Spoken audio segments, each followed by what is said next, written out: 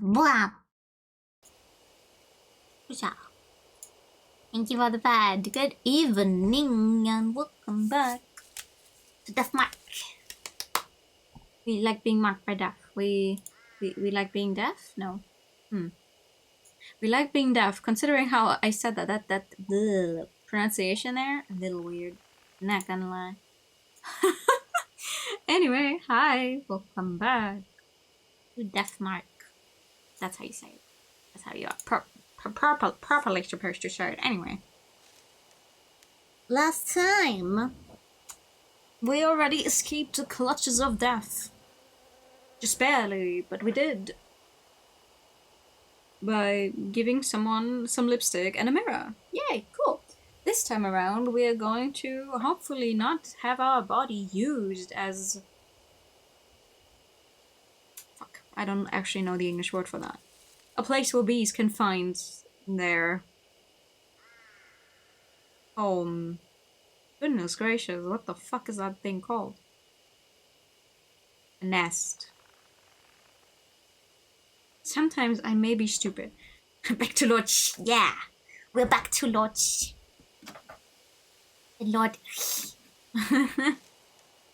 Lord is going to learn a little bit more about this beekeeper and what is happening. Howdy room, good evening. I already chose her as my partner, I think, last time, because I was like, yeah, okay, I did. So we could just jump straight into it. Because for this thing specifically, we actually do need her to like figure stuff out. But be careful, be careful. We do not want to confront the beekeeper with her because, as she said, she's not gonna be there for the fighting. And she means that. She does mean that. You don't do that. Thank you for the show there and the new binary. That's a good combination. I like that. Thank you. So let's get it. Let's find out some more stuff and hopefully not die. Why do all evil mansions look like this? I mean, the mansion itself is not evil. This is actually where we're staying. This is actually a safe place for us, at least so far. This is a good place to be. The beekeeper's a B-tier villain. I mean, he is the second. He is the second guy we are going to confront. There's some stronger spirits we have yet to see. Without spoiling. So... You're not wrong. He's also a big guy. Come to the forest entrance once again. Oh man. It's gone, it seems. Now look at the old picnic table. What was Shimio doing back then? Making a corpse sit next to him. It's almost like he was having a picnic. He just want a friend. What do you mean? Nothing, sorry, just talking to myself. Don't worry about it. Let's go. We haven't learned anything about him yet. I tried changing the subject, but I still can't stop staring at the picnic table. Yeah. Oh, you always imagine yourself. Oh, alright. Anyway, let's look at stuff. Hi. It's a bench off the table the man was sitting at. Seems something's on it. Carefully pick it up off the bench. Bottle of honey! I can't believe you're willing to touch that. That's where he and that corpse were. I mean... You kind of have to get over yourself, woman. Maybe it's a gift. That's probably more like he just forgot it. Just then I see something lying on the table itself. It's a cap from a soft drink. The inside of it is still wet, but I don't see the bottle itself anywhere. He threw it away. I don't know, did he?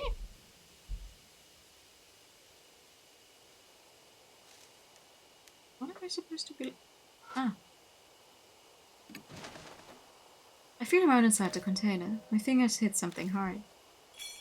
An empty bottle. Sunny almonds of a beautiful garden, everything looking clean. But does it really have the vibes of an evil mansion, if that is the case? If it has sunny ambience, the beautiful garden. I guess depending on who the villain is. But could work. But in this case, I think it's very fitting. You live in a sharing apartment. No. My father's mansion looked pretty similar. True. I mean, I guess it comes with the whole building being a mansion in and of itself. Like, the very basic premise of it being a mansion just means, oh, big giant house. To me, in my head, that's like, okay, it's a mansion. The evil stairs. Yes, yes. Because if it's like 2 sets of stairs on the side, I'm like, okay, sure, whatever. But in the middle, yeah, yes. I'm thinking of the mansion in oh, why can I not remember games names even though I played them just recently? Hold on. The mansion in another code actually had stairs on the sides. That one was not an evil mansion. Didn't have the stairs in the middle, I guess. Yeah, it is. It is the stairs in the middle. You're very. Don't worry. Yeah, they are. I can tell you the entire story of many things. But names of characters? You still call me but you have to call me Lord. Otherwise it's not gonna... I'm not gonna react. Alright, empty bottle! There's something else too. I'll pick it up. It's a crumpled piece of paper. It's family fun. Play catch. Liquid got on sticky. Bees gather over and over. Game interrupted. That's all it says.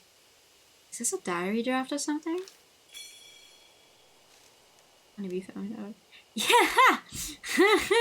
I am not going to play Resident Evil. No, that's really not my kind of game. I say this about a lot of games, but I think Resident Evil definitely is on the never touching list. Would you perhaps fancy a cup of tea?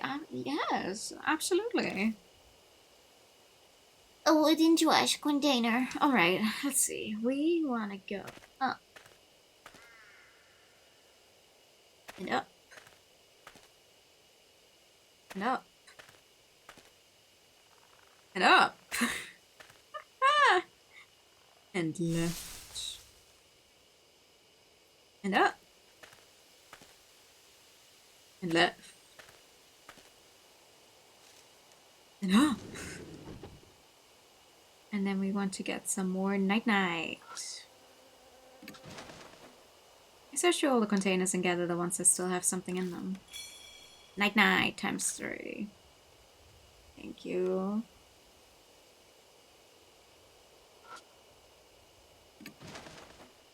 I open it. I carefully preserve torn notebook pages inside. It's a holy journey performed in a quiet place. In the area past the meeting place, there's a clue about how to get to paradise. Decent thicket often... Okay, thank you. And down. And down. And up. Oh yeah, we haven't been to this place yet. Buzzing of bees fills the area. Looks like there's another giant beehive here. Probably wouldn't be wise to keep going without doing something about them first. Good thing we got some nightmares. We also got some nightmares. Should be able to use to spray drugs. You should. Hi, I would like to use some night-night. Oh, how do I...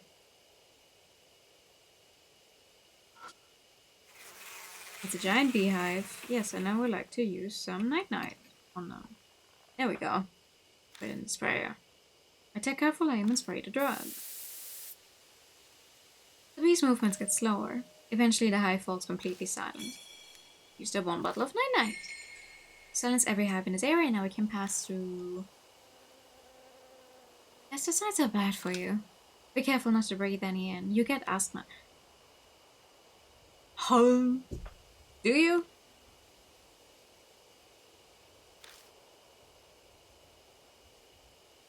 Well, I need to find some stuff, okay? I cannot care for these bees. I mean, I only sent them to sleep. I didn't kill them. I think. I don't actually know. I hear creaks and groans along with the rustling of leaves. Oh. Having eyesight causes it to worsen. Huh?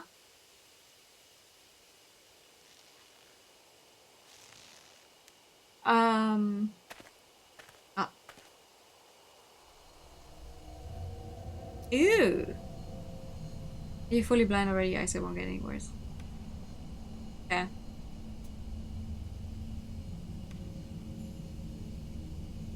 Sweet fragrance wafts on the wind from somewhere in the darkness. My feet are what look like beehives. This must be all that remains of a bee farm. It's weird that something like this is here of all places. Oh, may as well have a look around. Have you looked at the actual fucking corpses?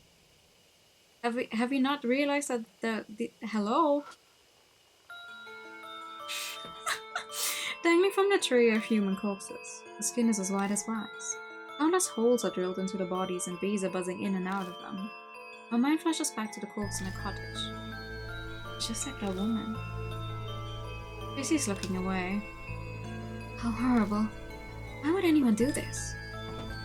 The beehive at my feet starts to rattle. Pitch black cloud suddenly rises up, overwhelming my vision. Ooh! Something invades my eyes and nose. It's a swarm of bees. Stay away from me! Oh, this is not good.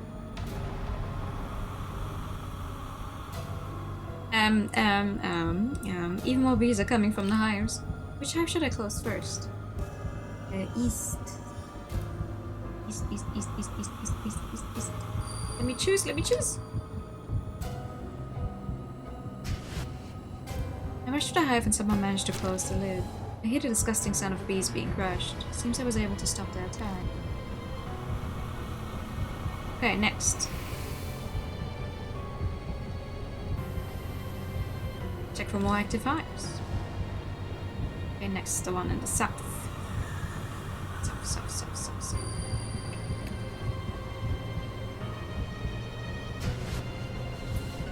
I dive at the hive and close the lid. It's a close call, but I managed to seal up the awakened bees. And next, the west. You just go in order of how the sun moves, basically. Now west, please let me go west.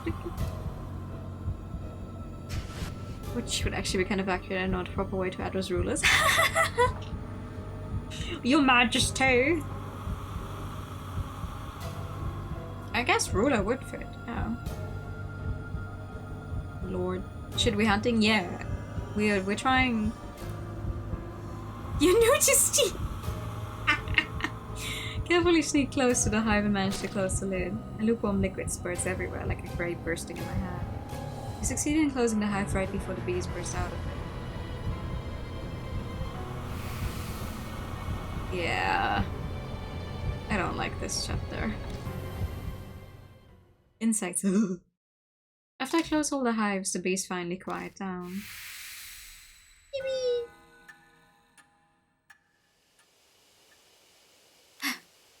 That was close. Yeah, you're telling me. We crouch there for a while until we catch our breaths. Okay. Now let me grab some things, please. I open the beehive. There's a bottle of drugs among the swarm. A large bottle of sweet dreams. The label has a warning on it. Do not mix. Dangerous. Mixing sweet dreams and night-night is extremely dangerous for family. Cannot be used with sprayer.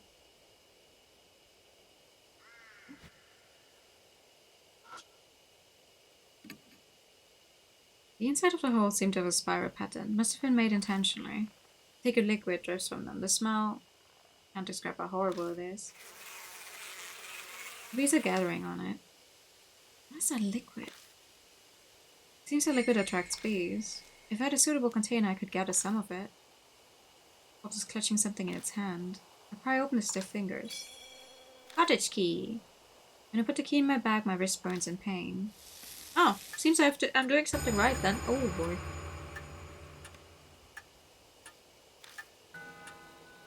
Half an hour left until that closes in. I'm trying!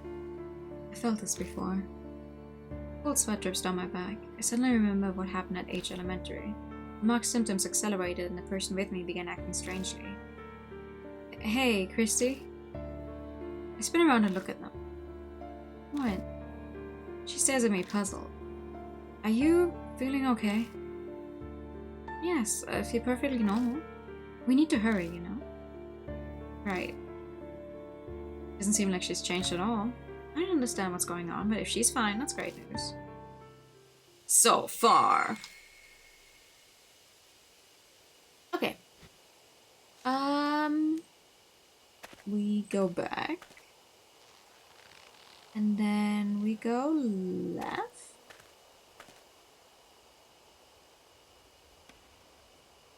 And then we go look at this funny bush. I pass through the thick undergrowth and notice a small clearing inside. Path might keep going. I realize something as I continue down it. Hello! I can feel someone staring at me from the bushes.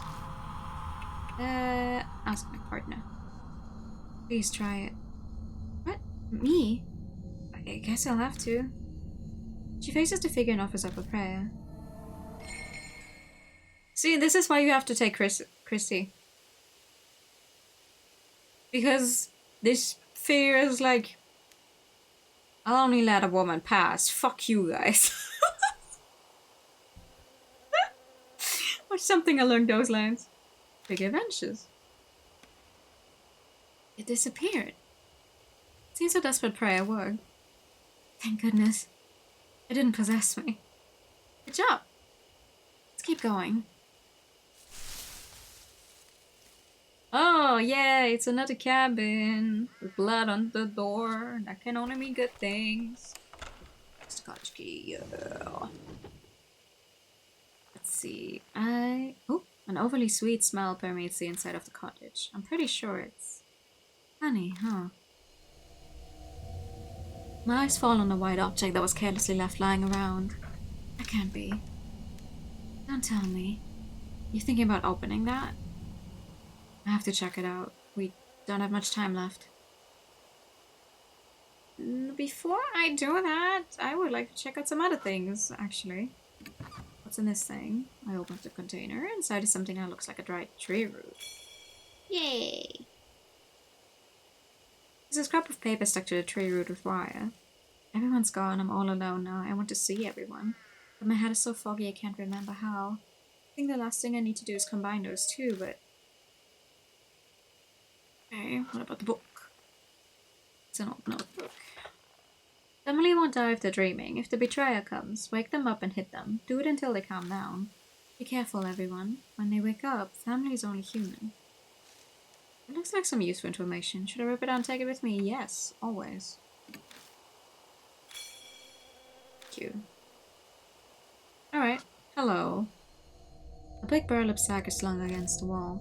It is incredibly lumpy, making it easy to determine it is holding something. Just then, something inside the bag moves.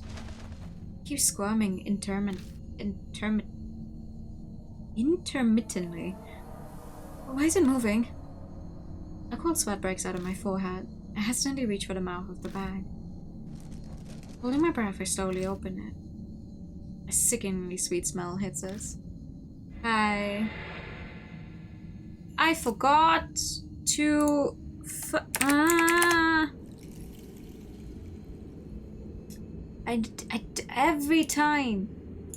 Every time there's something that I forget to do.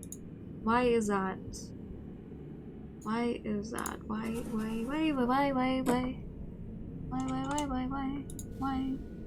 I would like to pin this until the end of stream. Thank you very much. It's a corpse currently becoming a beehive. Yay! We love corpses that are becoming beehives.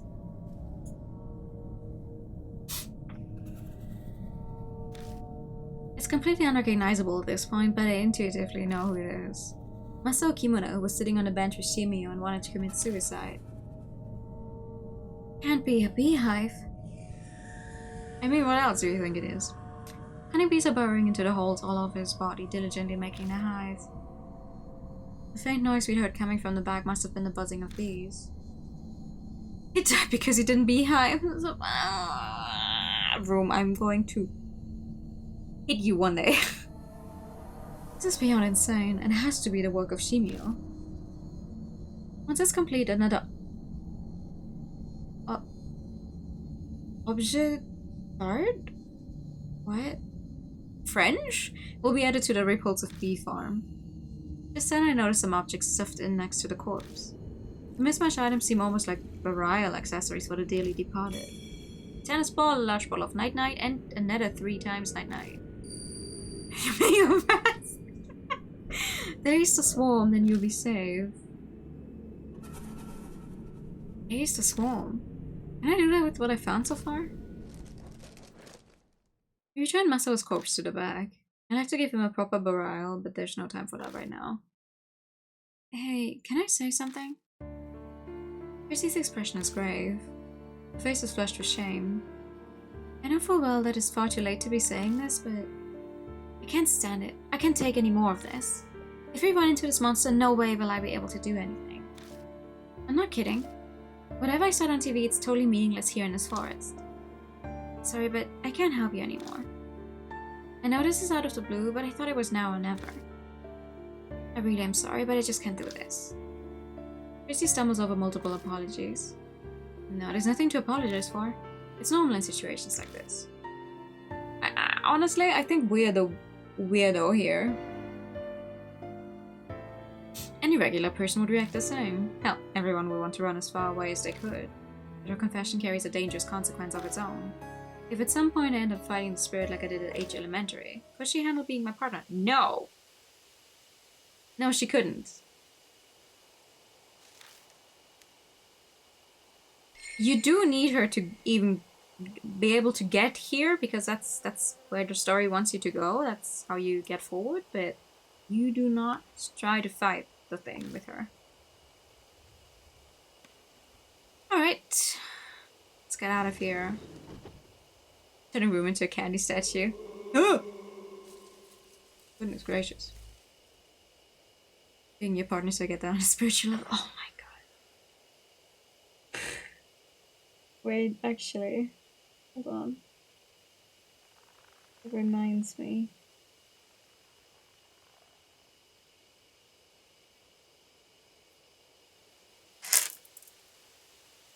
That reminds me.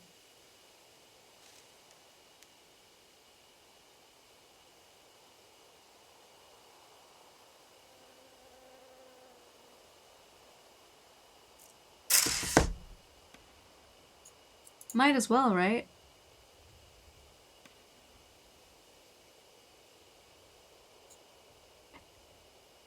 I keep forgetting to do this when we're playing horror games. Anyway, and back. And up. And left. And up.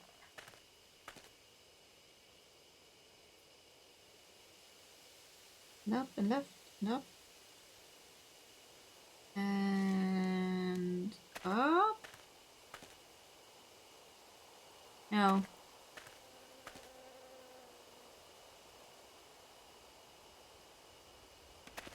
Wrong way. Wait, where am I trying to go? No.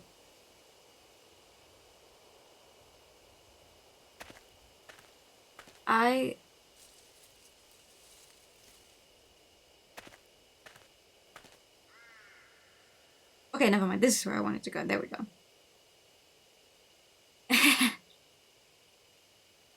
Yeah, put it on the right. I think. I mean, I can put it somewhere. And move it a little, actually. I think this is good. This way you can actually properly see where it is. I want to look at this. This is the end of the path of meetings. This might be the area past the meeting place mentioned in the note. We push through the undergrowth and find a beast trail leading to the east. Hidden trail. Why would something like that be? You better be careful. Yeah, I know. Then... Hi. The ghost of a man stands blocking our way, silently staring. Figures glaring harshly at me, but only me. Once again, we ask Christy because for some reason these guys do not like us, but they are okay with her. Me? I can't do that. When she faces the figure and offers up a prayer. See? Figure vanishes. Oh, thank goodness. I guess the ghost was glad to see a woman. Looks like my prayer got through to them. Prayers come in handy sometimes, huh? Let's keep going. Okay.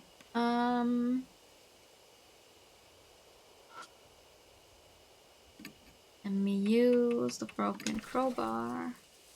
I got the broken crowbar and thrust it into the dirt by the plant space. The dirt is softer than I expected. The pointed end easily breaks it up. Finally I get to the root. It kind of looks like a small carrot. Plant root!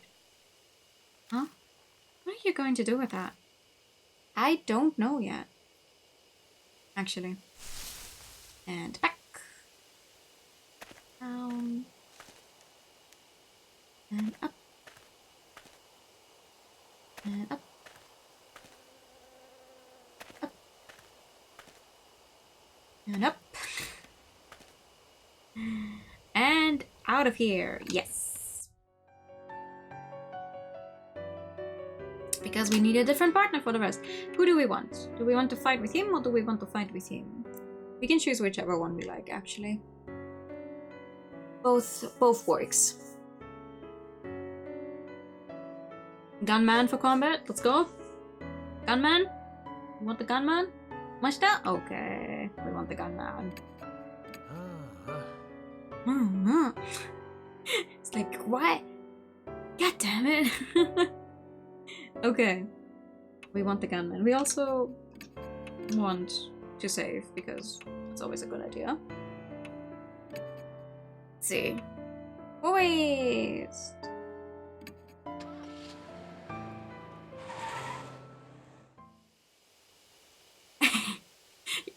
There's another. I mean, I can save anytime here. Keep forgetting, that's the thing. Okay, up. Up. Up. Up. And left. And up. And right. And up. And left. The buzzing of bees fills the area. Looks like there's another giant beehive here. Probably wouldn't be wise to keep going without doing something about them first. I know. Take out the spray and hold it in one hand. Should be able to use it to spray drugs. Yes. Let's see. Night night. Number 1.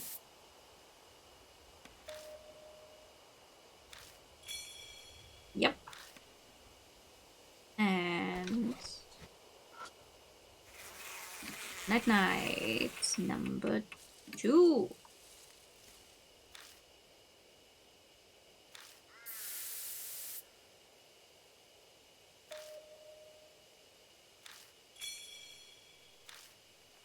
And night night number 3. Or is it normal bottle? We only want the normal bottle of night night, not the big one. Good. Silence every hive in this area. Now we can pass through. Just bugs. Yeah, just bugs that could kill us, but you know. And forward. Hello. Am I in the right area? Yes, I am. And on this one, we want to use even more night-nights. We do need to use every single bottle of night-night we find, I think. Yep. Just one bottle of night-night.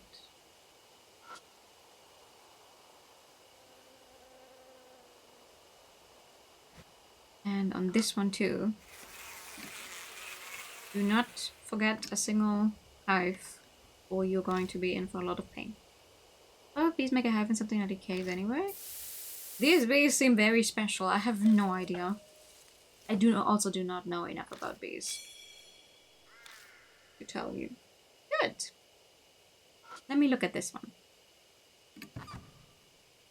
There's a bottle of drugs hidden inside the beehive. Good morning, twice. Okay. We want to save here one more time.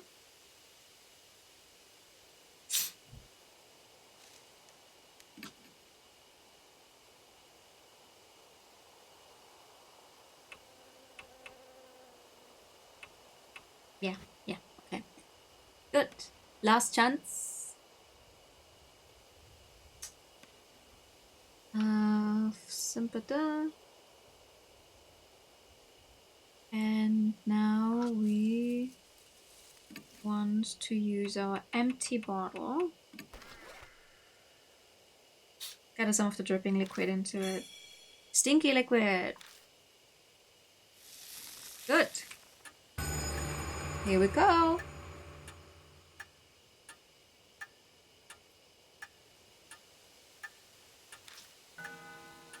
Few minutes left until death closes in. The mark scorches me again. Looks like we're out of time. I brace myself, then glance over at Mashta. Mashta, I'm counting on you. Sorry, this is going to hurt. Oh! I slapped Mashta's face. That did the trick. Nice hit. But clear you out a little? He's coming. We have to go. We'll do everything we can, but you have to do as I say.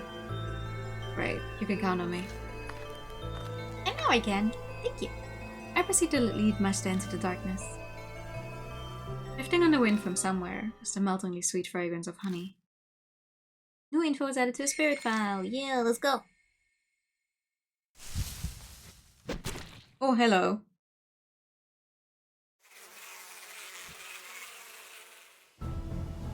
Something flies at us in the dark. A sharp pain pierces the arm I used to cover my face. I think I got stung by a bee. Hello? Bees swarm around Shimio as he draws closer. I won't survive being attacked again. Okay. We want to use the stinky liquid. Stinky liquid. And the tennis ball. Yes. We pour the stinky liquid over the tennis ball and throw it. Shimio incites the bees. The bee cloud rushes at the ball. They must be reacting to the smell of the liquid on it. The bees swarm the ball. They look like a dense black cloud. And we use the stinky liquid and the baseball. Again. The bee cloud rushes at the ball again. I guess the second ball was effective too. Hi. Oh, you look so normal. Anyway, we want to use a good morning together with the gun. Yes. I spray Shimio with the drug and shoot him with the handgun. Shimio is wounded. Okay, sorry to bother you and leave. I don't think you got a choice here. A cut opens up on his giant body and a bittersweet smelling liquid pulls out. Ow, I'm not a traitor. Shimio bends over backward moaning. Liquid sprays from the holes in his body. Shimio falters. Yeah, I don't give a fuck. Another good morning. Together with the handgun. Yep. Get the fuck away from me. Shimio raised in pain, his body jiggling. No, I Shimio hollers in pain as the bullets hit, but it doesn't seem to be enough to beat him. Shimio's weakened. One more time! Shimio's clearly weak. Now's the time to finish him off. We want a bottle of honey and the plant root. Right. No, the plant root, not the dried root, by the way. Don't confuse those two. Oh yeah, I almost did. I pour honey on the plant root and throw it in Shimio's mouth. He initially tries to expel it, but seems to realize something and gulps it down quickly. He happily stuffs his cheek with the honey-coated root. Now I can finally see my family. I don't remember what voice I gave him last time. He collapses flat on the ground, the deadly poison having invaded his whole body. His face is frozen into a peaceful smile, like a kid who's just eaten a delicious meal. The bees continue to hover around the still Shimio.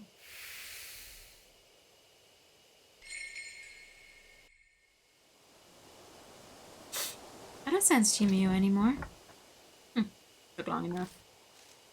My stare's back to normal. His mark appears to have vanished. Mine is still there. Still branded right on my arm. Then Shimio wasn't the one who gave it to me. Nope. But I kind of figured that'd be the case.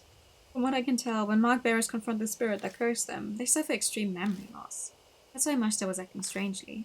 I myself didn't have any problems, so Shimio wasn't the right spirit. Something is lying on the path. It's a small notebook. The cover's wet, the light of the flashlight making it glitter. It could be honey. But this belonged to Shimio. Where did he hide this? Okay, now I really don't feel like touching it. Yeah, to be fair, we were not very far away from the end of this chapter last time, but...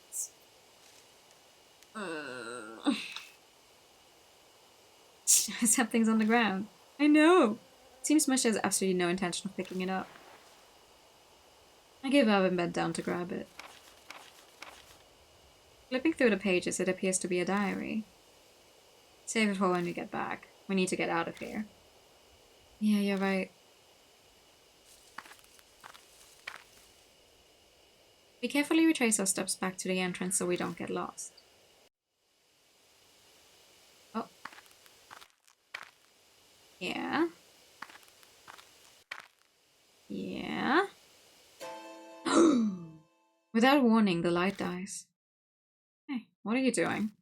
This isn't a time for jokes. It's not me. What's going on? It won't respond. An icy cold shiver runs down my spine. I'm suddenly overwhelmingly afraid, like the dark force is trying to absorb my body. If I could just get the light back on. If you just had it back, I'd feel so much better. I hit the switch repeatedly, silently praying. It's a malfunction. Once we get back to the mansion, we better replace the batteries. Let's get a move on. We'll be in trouble if it goes out again. No, don't.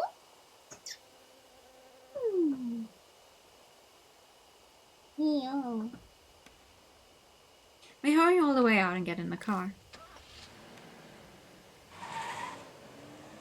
Goodbye.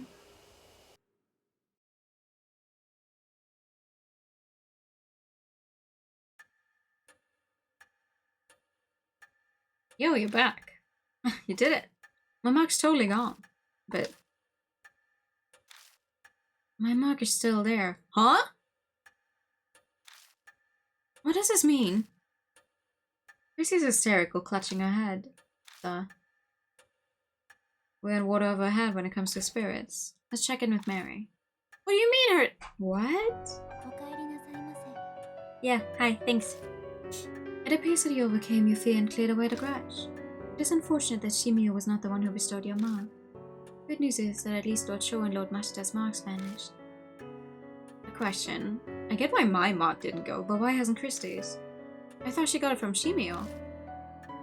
My hypothesis is then incorrect. What I mean to say is, another spirit must have given her her mark. Oh, that fucking sucks. Oh, that is...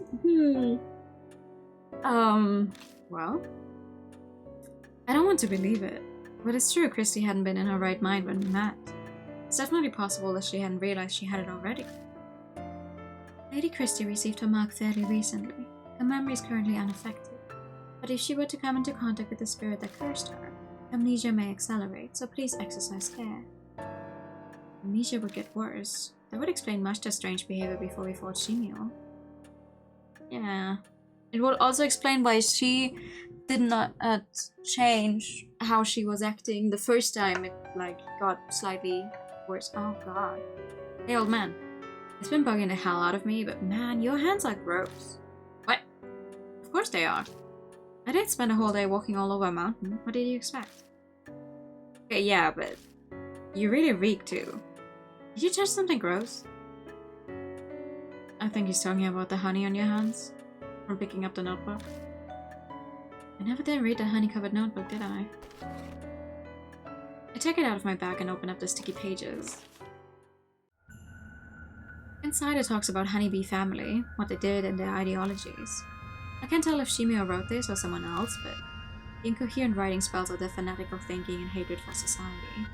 It's fascinating as abnormal psychology, but doesn't bear relevance to our current problem.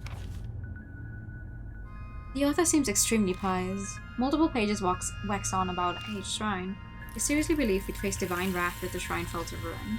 All of the suicides in the forest and numerous horrifying incidents. According to the author, they're all because of the divine wrath of H Shrine. H Shrine, divine wrath. Strange. What sticks out to me? After I finish skimming through, I tell the other mark bearers what it says. Enough of that crap. Divine wrath, curses, it's too much. Guess I can write it off then. It's no more ridiculous than the idea that spirits really exist. We're dealing with the supernatural, so just about anything's fair game. He's coming around to a whole idea very quickly. That's nice. Divine wrath. If that's true, then... It is almost dawn. We must end today's investigation. Please rest. I'm sure all of you are tired from walking on the mountain. I haven't been as wiped out since the last time I was at baseball club. Sorry, but I gotta go crash. Yeah, sure. Later. You do that. Too much has happened today. I need a break from it all. I'll think about the future more once I've gotten some rest. Good night. Sure. It's okay, lady. We'll find who gave you your mark as well. H. I decided to leave tomorrow too. Oh. I'll miss you. The sap, it's gross. Anyway, I'm satisfied. The big string of missing persons cases the force couldn't solve. I figured out what was behind it. And I've basically closed the Honeybee family case I've chased for years. Truth you're seeking can be found here, huh? Mary's something else, isn't she? Could finally visit someone's grave. His expression's still the same, but it feels like he's more at peace. He accomplished what he set out to do. H. This whole thing is too dangerous. I'm reckless, but that doesn't mean I don't care if I live or die. Sticking my neck out for you past this point is just too risky. Yup. It's okay, dude. Get out of here. Sorry. It's fine. A tremor runs through his clenched face. You managed to escape your death. I'll buy you a drink sometime. Aw, thanks! See? Wow. Now, Lord Shi, please inform me once you're ready to rest. Good night. Yeah. Okay. New entry was added to the spirit file. Yippee!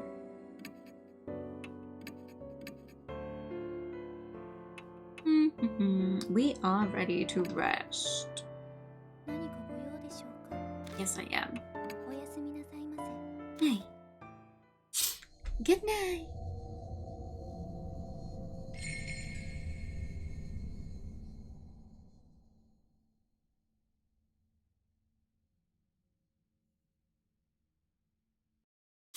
It's been 3 days since Shimio's defeat.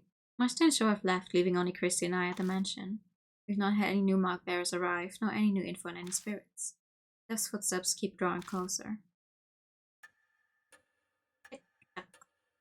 I think I would go crazy if I was suddenly stuck in this giant mansion with nothing happening. Knowing that death approaches, like, hello? Good work, Lady Christy and Lord. Did you obtain any clues? No, nothing really. I'd hope, but... I see. Lady Saya's study seemed optimal to contain something of interest. Christy and I just finished investigating Saya Kujo's study. It had been full of mountains of specialized books and piles of reports. It was a daunting task, but we did our best to search through them regardless. Except it was all futile. Everything was about healing the spirit. Nothing mentioned the mark at all.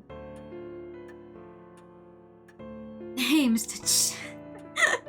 Don't you think it's useless to keep searching the mansion? You have any other ideas then? Well, remember what I said about H Shrine? Yeah. Right, of course you would. I was thinking maybe the shrine is connected to old spirit stuff. That's what Shimio's notes said, right? Everything happening in the forest is a divine wrath of H Shrine.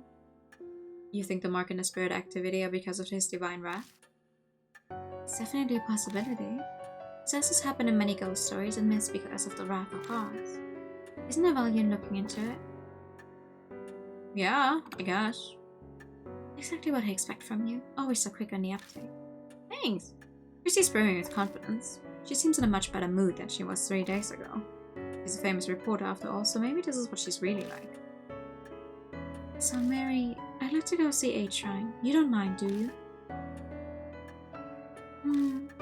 It is true many unpleasant rumors surround that forest. If the cause is H Shrine, there may be some clues there. Even if there are, if it's spiritual, then how are normal humans like us supposed to find it? Christy and I don't have spiritual powers. In that case, could you bring me along with you to H Shrine? Huh? I should be able to sense the presence of anything spiritual. I can act as a guide as well. You know that shrine? Yes, in truth it enshrines the guardian deity of the Kujo family. Over the generations, the Hats have taken care of the shrine. However, that came to an end after the recent war resolved. As one who serves the Kujos, I am concerned about his present state. Then bringing you along would mean I have to carry you, don't I? As it is impossible for me to walk, I would agree with that assessment. I'm sorry to inconvenience you. An overgrown forest in the dead of night. I'm not looking forward to having to carry Mary all the way to the shrine. But at least the bees are gone. You look worn out and we haven't left. It's a small price to pay if we can get any hints about the spirits. That's true. I think Mary's eager about this too, so I'll just have to deal with it, I suppose. Okay, let's go back to the forest. Hell yeah! Let's do that. No, she can't. She can only move her arms. Before we leave, you put Mary in the back seat. Thank God she's not as heavy as she looks. I should be able to carry her just fine. By the way, Mr. Sh, have you read the files over there? She points to the right side of the room and shelves packed with files. Not yet. I searched most of the mansion, but I haven't checked the garage. Oh, really? Christy grabs a file and flips through the pages. Looks like articles on various crimes. The clippings cover every incident in H City and the surrounding area.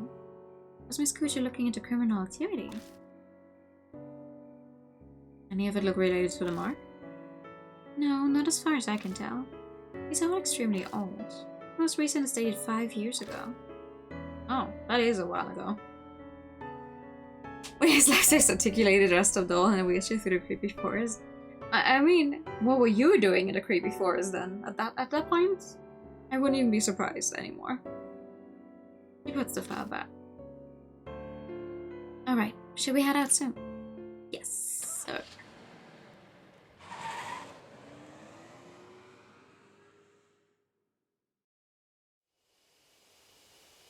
I park outside the entrance of the forest and gather Mary into my arms. As we walk down the trees, we make our way to the familiar arch. There's still a long way to go. A middle-aged man carrying a doll. You're practically a ghost story yourself if someone sees you here. I don't know which one you catch a real ghost on camera. Hey. I'm very sorry to cause you such trouble. Mary stares up at me as I hold her. Her skin and hair glint bewitchingly when the light from the flashlight catches them. I've not been outside in a long time, and to go hiking in the arms of such a fine gentleman, this is a very precious experience. She sounds as dispassionate as ever, but is she actually having fun? Still, it is just as the rumors say. This forest is filled with the curses and resentment of the dead. Simply their presence is enough to drive the living mad. The land is tainted. I can see why it has given birth to monster spirits. I bet if you track down the cause of it, it'll be the divine wrath. Let's hurry to the shrine. I reached the old toady gate with no trouble.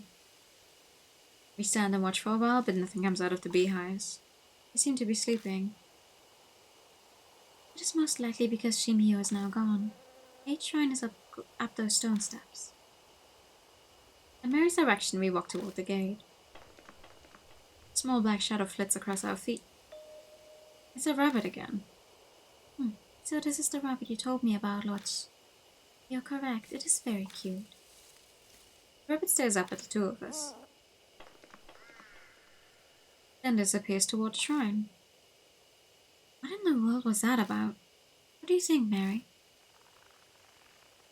All the strange presence. It appears to be possessed by some kind of soul. So it's a spirit too.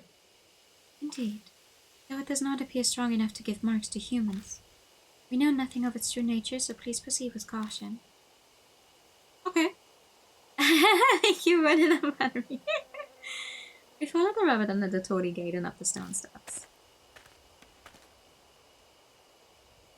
And thank you for the item. Oh, that's a smaller shrine than I was expecting.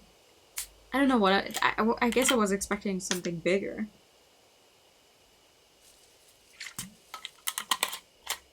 This is a very small shrine. At the top we find the wilderness creeping in. There doesn't seem to be anything here but an old altar. Is this a shrine? Sadly, it has fallen into disrepair. The war was over 50 years ago. I suppose this was to be expected. The black rabbit is gone. Deserted shrines give me the creeps. Yeah. They don't look very inviting, do they? Let's hurry up and get to searching so we don't stay here long. Sure. There's a sacred Shimenawa robe on a ragged boulder. I wonder if that boulder is in Iwakura. What's that? According to an ancient Shinto tradition, it's a sacred rock that a god descended on. It's not uncommon for the rock itself to become an object of devotion. Oh. Headless Buddha statues are buried in the ground. Creepy. I wonder what happened here. A little. It's a wooden shrine altar. A clouded old mirror serves as the go-shintai. Looks like it's true that no one has taken care of this place for a long time. I peek inside the altar just in case, but all I find is a thick layer of dust. The go-shintai is outside and the altar is empty. That's concerning. I don't think there's any more we can search. The flashlight just going down that quickly really scared me for whatever reasons. Like, there's something like show up there, but no, it's just going back to the basic spot where it always starts. Ah yes, my favorite. Strap-on quote. I will save my game as soon as I get a chance, thank you. The Buddha statues concern me. Why are all the ones within the shrine missing their hats? Shinto and Buddhism were ordered to be separated during the Meiji period. Before then, many shrines were dedicated to both. Each shrine was much the same. But in the Meiji period, there was a push to make Shinto the main religion. The faiths were forced apart. Extremists stole the Buddhist statues from shrines and desecrated them. Oh, the famous anti-Buddhist movement. So this is why that happened? No, it was done in a public space as they wanted to make a show of it. Broken statues were carried here to serve as a memorial for worship. Which your family had was said to be aggrieved, so he moved them in secret. I know she's supposed to have a very disinterested voice, but I genuinely don't know how to do that. Yeah, the strap-on stream was a long time ago. It seems that all the broken statues from around H City were buried here. Strange. You said they were worshipped, but this place is pretty much a ruin. You have a keen eye, Lodge. The shrine was subsequently dug up and the statues were stolen. So they came all the way into this huge forest just to carry off broken statues? Who would do something like that? That I do not know. I merely heard they were stolen 50 years ago around the time of the war. So the statues were broken, thrown away, and then dug up. They say the Buddha has a wealth of patience, but even he'd get angry. Could that anger have turned to divine wrath and given birth to the mark in the spirits?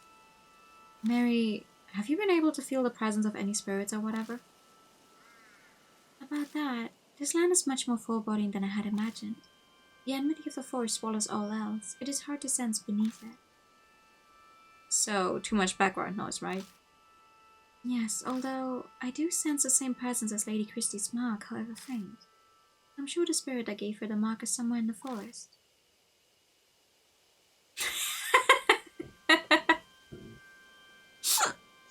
So after all that, we were only able to reconfirm something we already knew. Forgive me, I was unable to. You don't have to apologize, Mary. We learned plenty of value here. What do you mean? I'll tell you on the way back. First, let's get the hell out of here. This place gives me the creeps. Maybe it's the ill will Mary sensed. Okay. We leave H Shrine walking down the beast trail toward the forest entrance. Maybe it's because of that strange tale, but for some reason I feel like someone is watching us from the darkness of the trees. Ooh.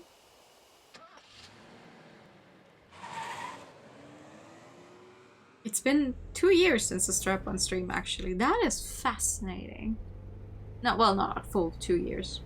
I guess it would be a full 2 years in November, but still. We begin driving back to the mansion. As we break out of the dense forest, I can see building lights pop up here and there. That was a complete waste of time. My anxiety lifted, I don't even bother to filter the words that slip out of my mouth. Yeah, 1.5. Since we played the first... the first Flowers game. Hey Mary, you're gonna hit McDonald's on the way back. You want anything? A Happy Meal. Okay, black coffee it is. How long will it take? I don't think that's true. It's all coming together for me. Without further prodding, Christy starts in on her theory, passion evident in her voice. I believe Shimio was right. Each shrine is definitely what's causing all the strange stuff in the forest. I'm sure it's those stolen statues. Don't you agree? I wonder. It feels like we just don't have enough info at this point to say one way or the other. But there's no denying that a lot of strange things are going on in our forest. Between all the suicides and Shimio wandering around, it couldn't just be a coincidence, could it? If we research the shrine, we might learn more about the mark. I feel that's a lot safer than risking our lives looking for the spirit. Don't you think? You might be right. My replies are half-hearted, which isn't what Christy was hoping for, so she falls silent. An awkward, uncomfortable silence settles. Lutz, please stop the car. Mary speaks for the first time since we entered the car. What is it? I sense a presence similar to Lady Christie's mark close by. Nani?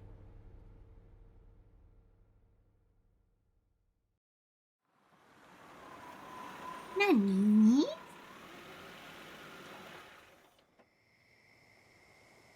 Following Mary's request, I park in a vacant rest stop on the outskirts of H City. Christy and I step out of the car. Oh.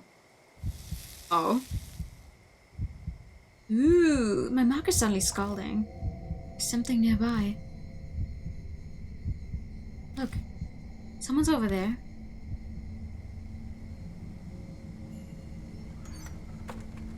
Hey! Small girl steps out of the telephone box. Why is a kid outside at this time of night? Thank you for bringing me out here this late at night, Eta. What do you wait for something that she's haunting you as? No! What? No! I got to talk with Hanayome. Oh yeah, glad to hear it. A rather round young man appears stepping out of the shadows. You got your question answered, Suzu? Yeah, it's okay now. Hanayome sure is amazing though. She knows where everything is. You got that right. She helped me find my limited edition Love and Hero phone strap I dropped. What's Love and Hero? You don't know? The popular idol group here. Been all over TV lately. I'm surprised you haven't heard. Please restricted at home. Mom says it rots your brain. Oh, is the bus coming soon? Oh, the last bus is on its way. We better go. We'll be in big trouble if your mom finds out we went out. Yeah. Well, to an extent, I don't think this particular mom is someone you want to listen to. We watched from a distance for a while, but it's hard to determine their relationship. Pain from my scar is suddenly gone. Christy, you think? I turn, but Christy isn't there. Hey, you there. Just how do you know that girl? Depending on your answer, I'll report you for child abduction. Oh, there goes Christy hounding the poor guy. Just calm down. I tried to placate her, but she won't budge. The man stumbles over his words. He looks flustered and overwhelmed. Hey, lady. Don't be mean to Aita. The girl rushes to stand defensively in front of him and glares at us. She seems a lot more level-headed than the flustered guy behind her. I asked him to help me, okay? I wanted to talk to Hanayuma, so I had him come with me. Who's this Hanayuma you keep mentioning? A ghost who helps find things. People say that you can talk to her from this telephone box. Not once has the phrase "just calm down" ever worked. Actually, I saw this one video of a woman getting like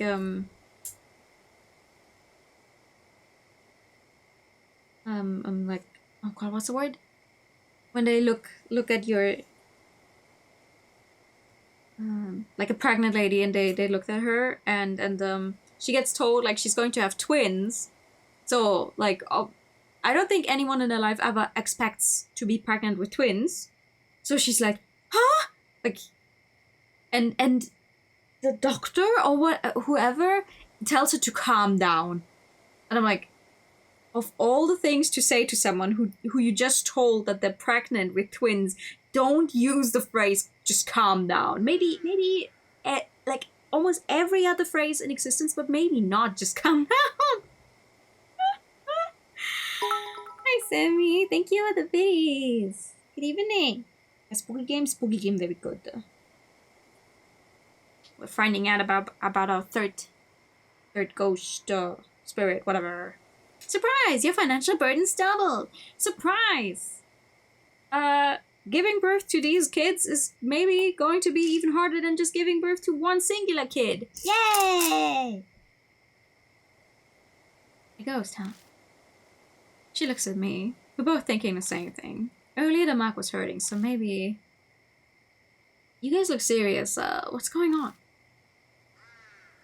This guy was actually tripping. No! He nervously glances between us.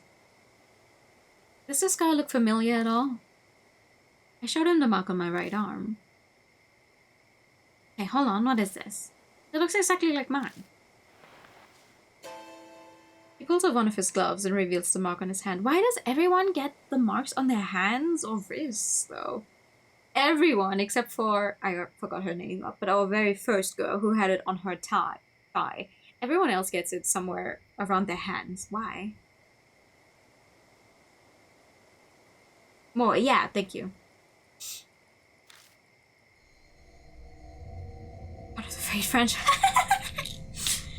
It's a cursed scar, yeah. I saw an article on it in Arts Monthly. They say it causes amnesia, even kills you, but that's nonsense. It's not all true, right? Right? I was looking to heard the rumors, but chose not to do anything about it. That's no surprise, really. It's tough to believe it's real until your memory loss starts becoming noticeable. I've got one of those too. It showed up on my left wrist when I made that phone call earlier. Pulling up her sleeve, she shows us her mark. We both have the mark, and after calling Hanayuma. That's more than a coincidence. Well, we can just leave them here. Let's bring them to the mansion. Hey, what's your relationship with this girl?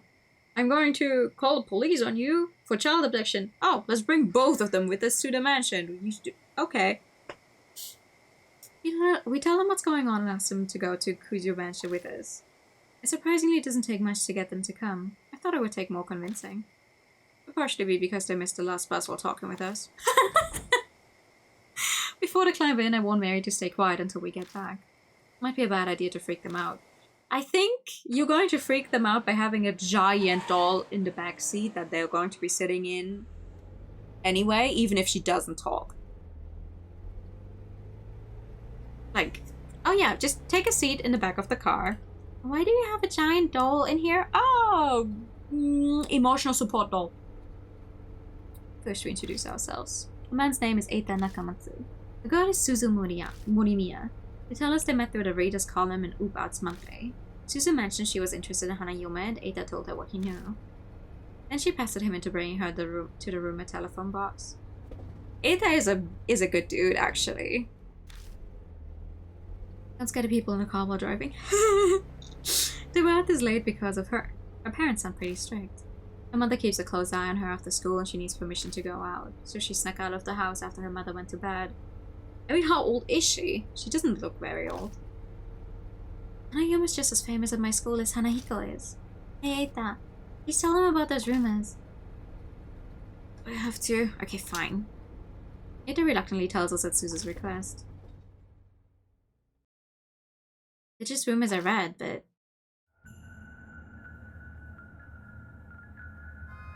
Yeah, chapter 3, Hanayume. Just can't be bad. Yeah. He knows what life he's about. I remember that one story. You know, the one about the public phone box in Age City? There's a ghost that looks like a bride and she finds what you're looking for. One of my friends actually tried it. He went to the specific phone box that lets you talk with ghosts. The phone suddenly started ringing. He slowly picked up the phone. But all he could hear was this weird smacking noise. He stayed on the line until... Did you see it? He heard a woman whisper, so he did what the rumor said to do and said, no, I haven't seen it. Then she said, what do you want to see? His cat had gone missing, so he asked where it was. When he looked where the woman said it really was there. So the rumors are totally true. I want to go ask her where my future bride is now. Oh, wanna come with me? Fingerless gloves are great.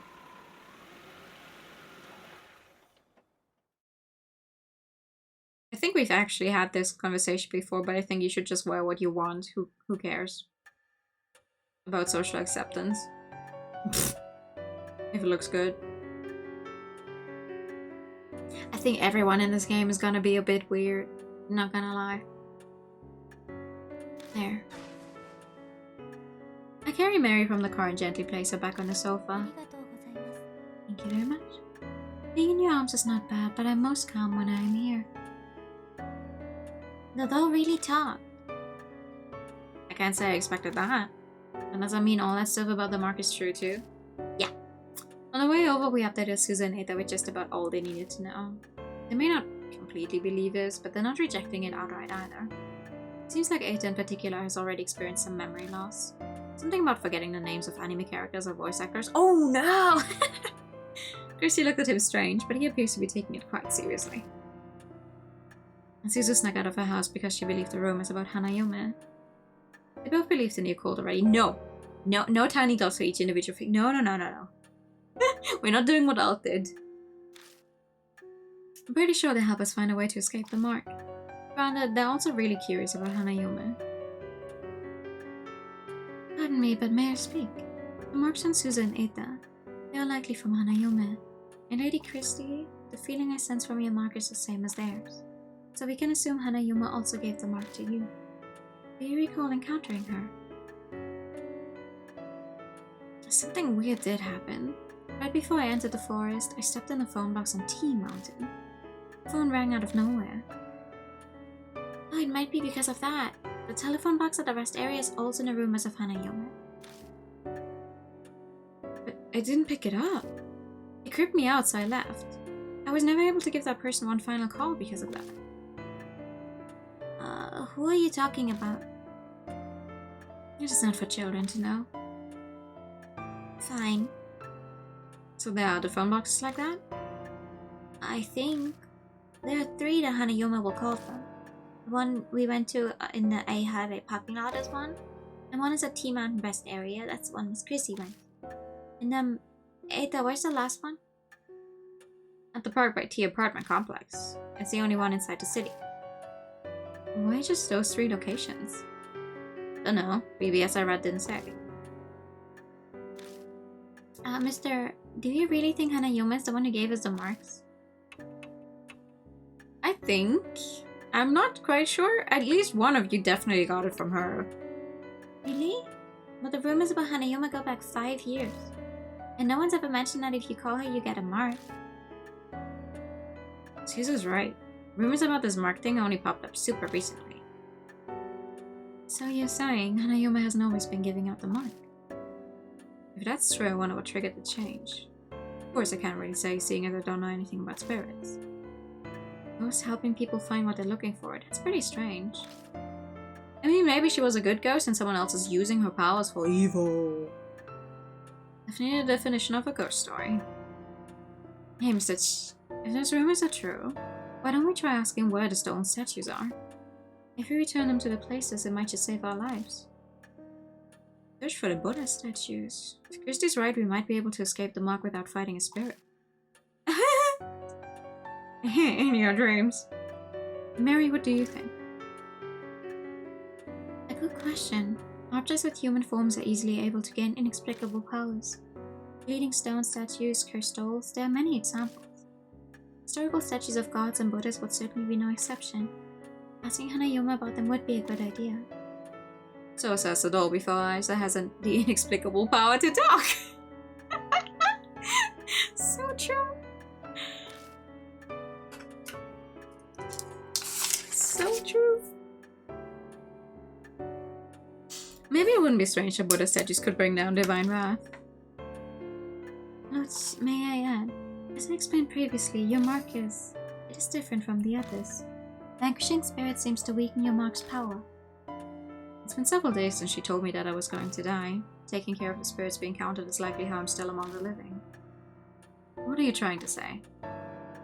I cannot say what the relationship between your mark and Hanayuma is, but it is true it is in your best interest to track down spirits. I hope you will guide these mark bearers this evening as well. I can't really picture Chrissy and Eta facing off against a spirit by themselves. If they fail, then a child would suffer the deadly consequences. That would weigh heavily on me.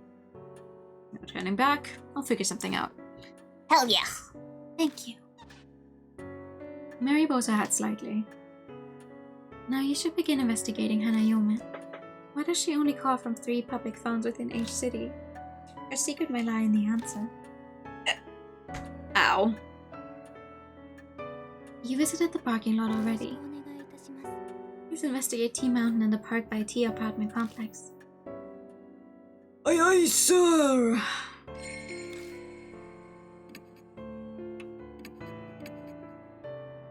Good.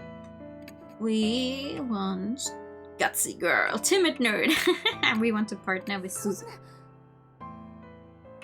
And then we're going to go for the rest area.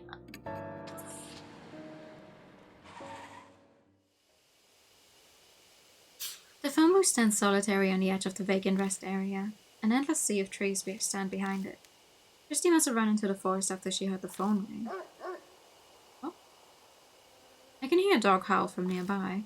It almost sounds sad, but I'm probably just imagining it. I feel like that dog's calling someone. I think it's looking for its master. You understand it? Kind of, yeah. We have a dog at home too. And that one's not a regular dog. What do you mean? I'm pretty sure it's a spirit or ghost or something. Oh, oops. I'm only supposed to talk about that stuff with my mom's friends. People will think I'm weird if I do. But you understand, don't you? Yeah. And she senses supernatural. I always felt like something was different about her from the start. Anyway, mister, I think that's the telephone booth that's in the Hanayuma rumors. Rumors say the phone is supposed to ring if you wait by it for a while. I'm guessing waiting outside doesn't count? Yeah, I think you're right. When I called her, it didn't ring until I went outside. But the booth is too small for 2 people. Either I or Suzu will have to go in.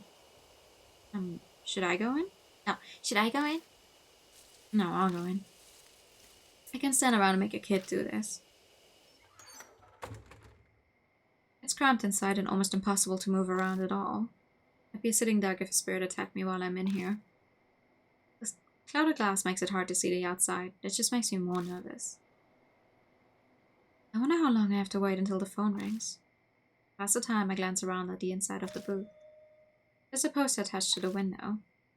Help our investigation. On the night of an assault took place in a forest nearby. If anyone has any info on this case, please notify H Police Department. This was dated 5 years ago. Looks like something terrible happened here. Oh! Phone begins to ring. I hesitantly reach out and pick it up. The only sound I hear is a dial tone. No one is speaking. What's going on? Moshi.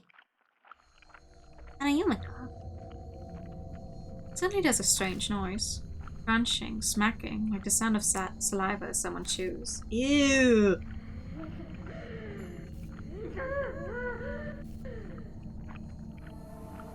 Did you see it? Tucked in the smacking is a woman's voice. The voice is creepy, cold, and chills me down to the bone. Is this Hanayuma?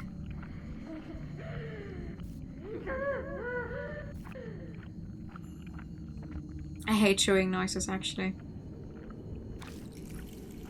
She asks a second time. The rumors mention that I should say no. I firmly say no.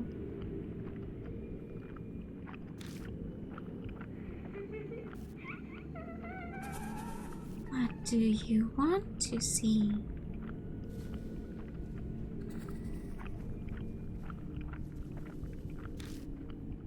It's going exactly as the rumor said. Hanayuma was supposed to tell you the location of whatever you're looking for. Christy told me to ask about the Buddha statues that were stolen from H Shrine. I'll give it a try. Buddha statues, Lord Buddha. Doesn't your arm already have the mark of the Buddha on it? Tell me, you want a new Buddha? Huh? Why are you doing that? Tell me. Well, tell me. Oh my god! Calm down, lady. Tell me.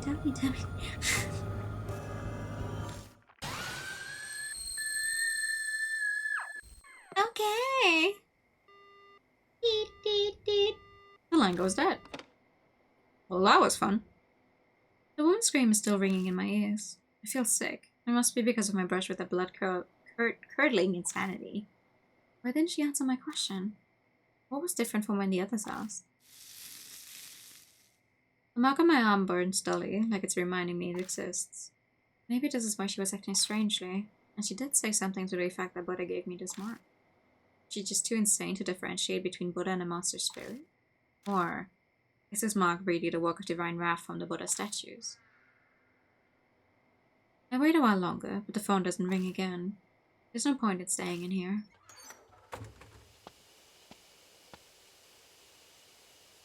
As soon as I leave the booth, Suzu comes up to me. You don't look good. Did something happen in there? Tell Suzu about my conversation with Hanayuma. I wonder what's going on. Did you answer my question okay? Suzu's brow furrows in confusion. Do you want to see about that other telephone box? Maybe some clues are there. Or you can try one more time there. There's some time to get lost in thought. The last phone booth is at the park by T Apartments in the other direction. We'll head there after stopping at the mansion. It's probably wise to ask Mary what she knows since it's on the way. Okay. Yes.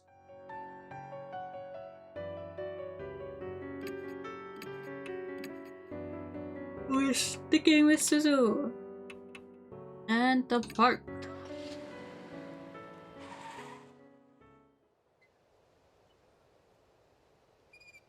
I see a small park tucked between all of the looming apartment buildings. There's no one here. I guess everyone's already asleep. I'm sure that's the telephone booth from the rumors.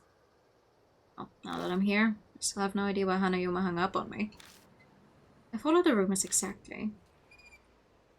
Where did I go wrong? I scratched my head. Oh, don't adhere to the gossip. Defy it. Suddenly I hear that strange voice again. Gossip. In other words, the rumors. What will happen if I don't follow the rumors? Suzu, go back to the car. There's something I want to try. But it might end up backfiring on me. Okay. Please be careful, mister. Oh, wait, 1 second. I have a message from Eita. Oh? Yeah, he says there's new info on Hanayuma. Here it is. Suzu hands me a note written by Eita. Don't talk about eyes or things like it when you're on the phone with Hanayume. If the call goes sideways somehow, don't say I, okay? Yeah, it's best to avoid anything that even sounds like I. What? Don't say I. There's nothing else.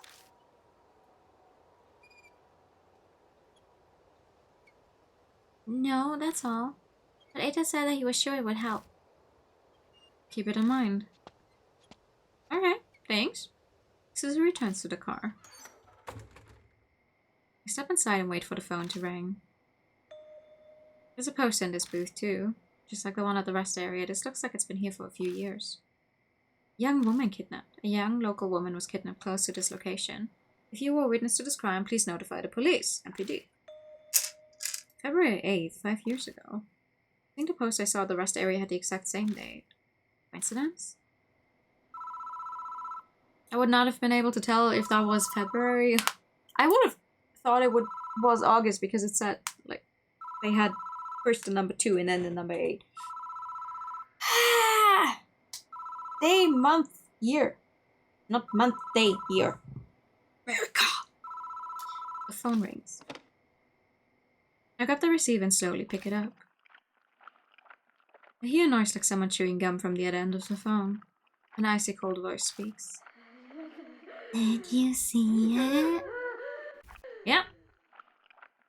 What if we say we did see it, huh? What you gonna do, kill me? I saw it. You saw, didn't you? You saw the thing of me. Oh wow, she immediately hangs up on us. Right, that's not an improvement. The voice cuts off. Hi. Something outside collides violently with the glass of the booth, but I can't see it.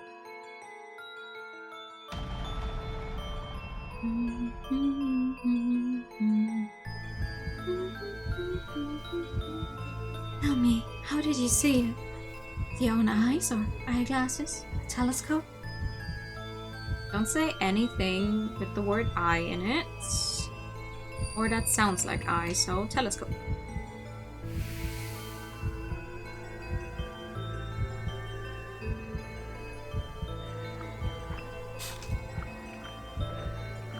Sounds like something searching around outside the phone box.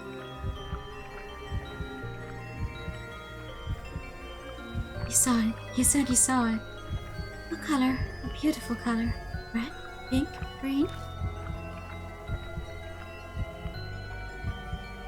Don't say red, because I think it was red has I in it, and most likely also sounds too close to I.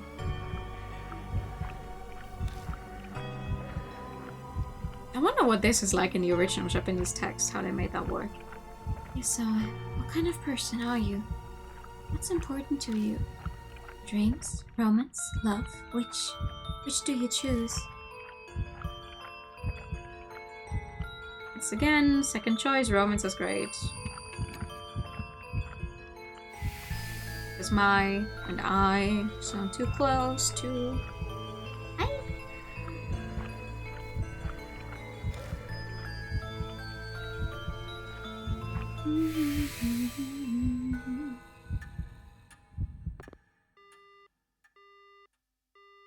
My person believes in love. The phone goes dead. The next I know, the bloody handprint is gone, and so is the ominous presence. The questions she asked me were strange. She was particularly anxious about what I had seen. I think I did a good job not mentioning anything like eyes in my answers. Overly conscious over being seen. Maybe that's where her secret lies. I exit the booth and Susie rushes up to me. My mark suddenly started hurting. Did something happen? I tell Susie about what happened in the telephone booth. I wonder what that was about. Guess there's no way she'd know the answer. Huh. There's something on the ground. Sure enough, there's a folded up piece of paper lying near the booth. Looks like a piece of stationery. I don't think it was there before I went into the phone box. I pick up the paper and open it. Seiko, I'll dispel all of your heartache. So forget the horrible incident and take your quiet rest up in heaven. An incident? The posters I saw on the telephone booth mentioned something like that too. They'd be connected. Ask Susie what she thinks. Is it a coincidence or? Susie worries at her lip. We've gone to all the boxes now, so should we go back? I want to share all this with Eta and Miss Christy.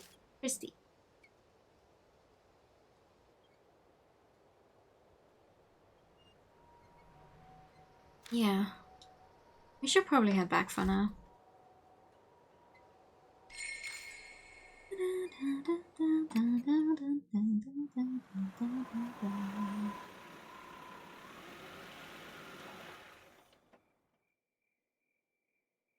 Welcome back. Christy's there in the garage. She's going through the files full of articles on criminal cases. How did the investigation go?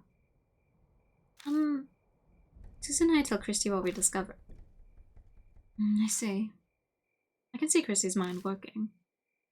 Hey, Mr. You know those posters and a bit of stationery you found? They'd be linked to Hana Yume. She might have been someone who was caught up in the incident and killed. And if that's the case, then...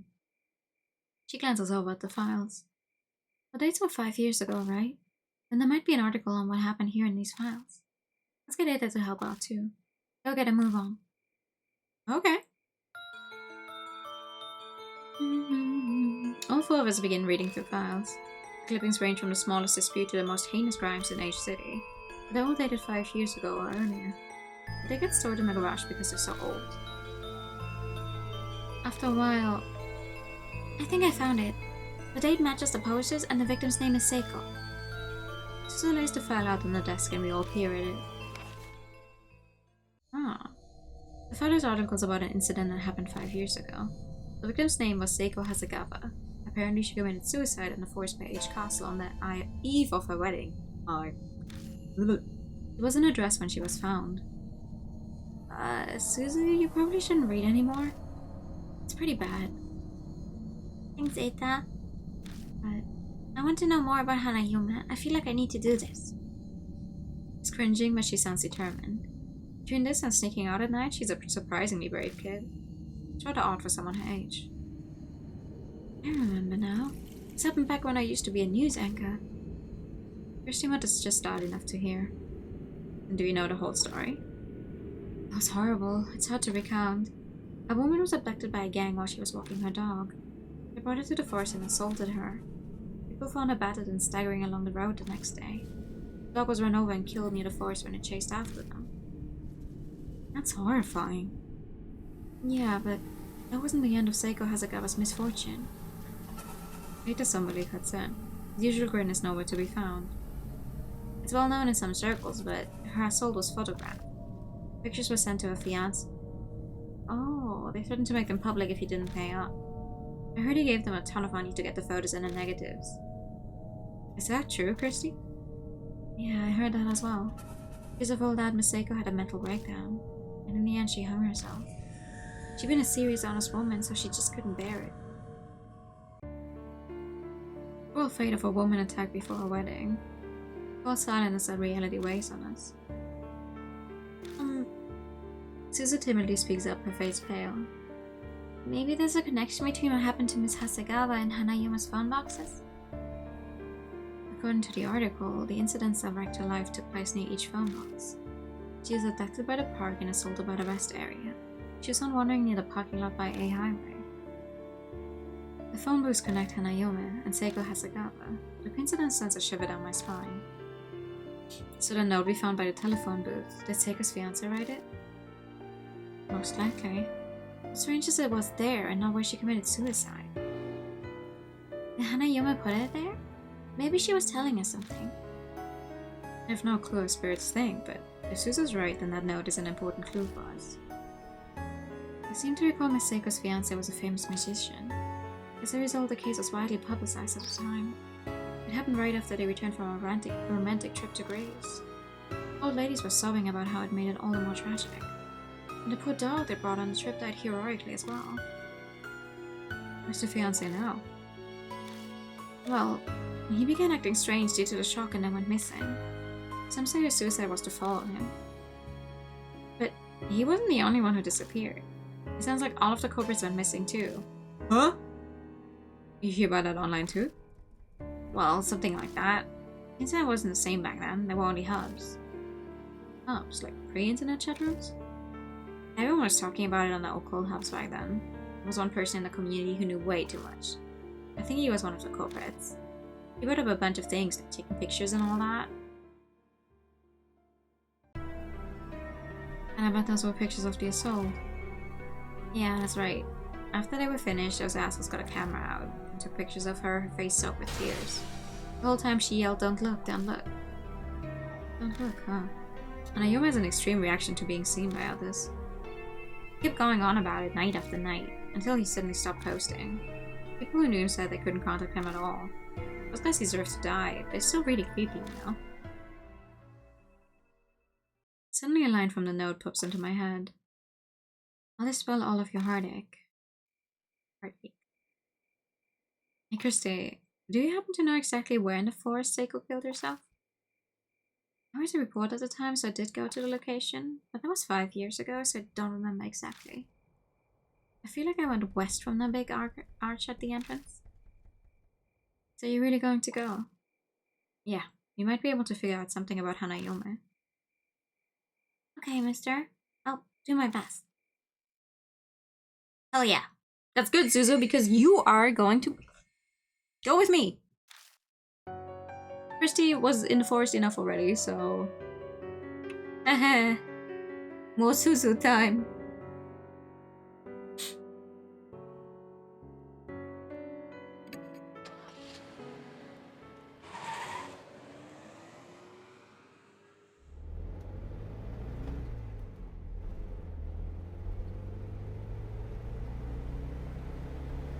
Hearing her speak, I had the impression that she had been raised well, but now that I'm out alone with her like this, it's not just that. She's... how do I put it? It's a little late, but I hope we get along. Should I call you Mr. No, just Mr. is fine.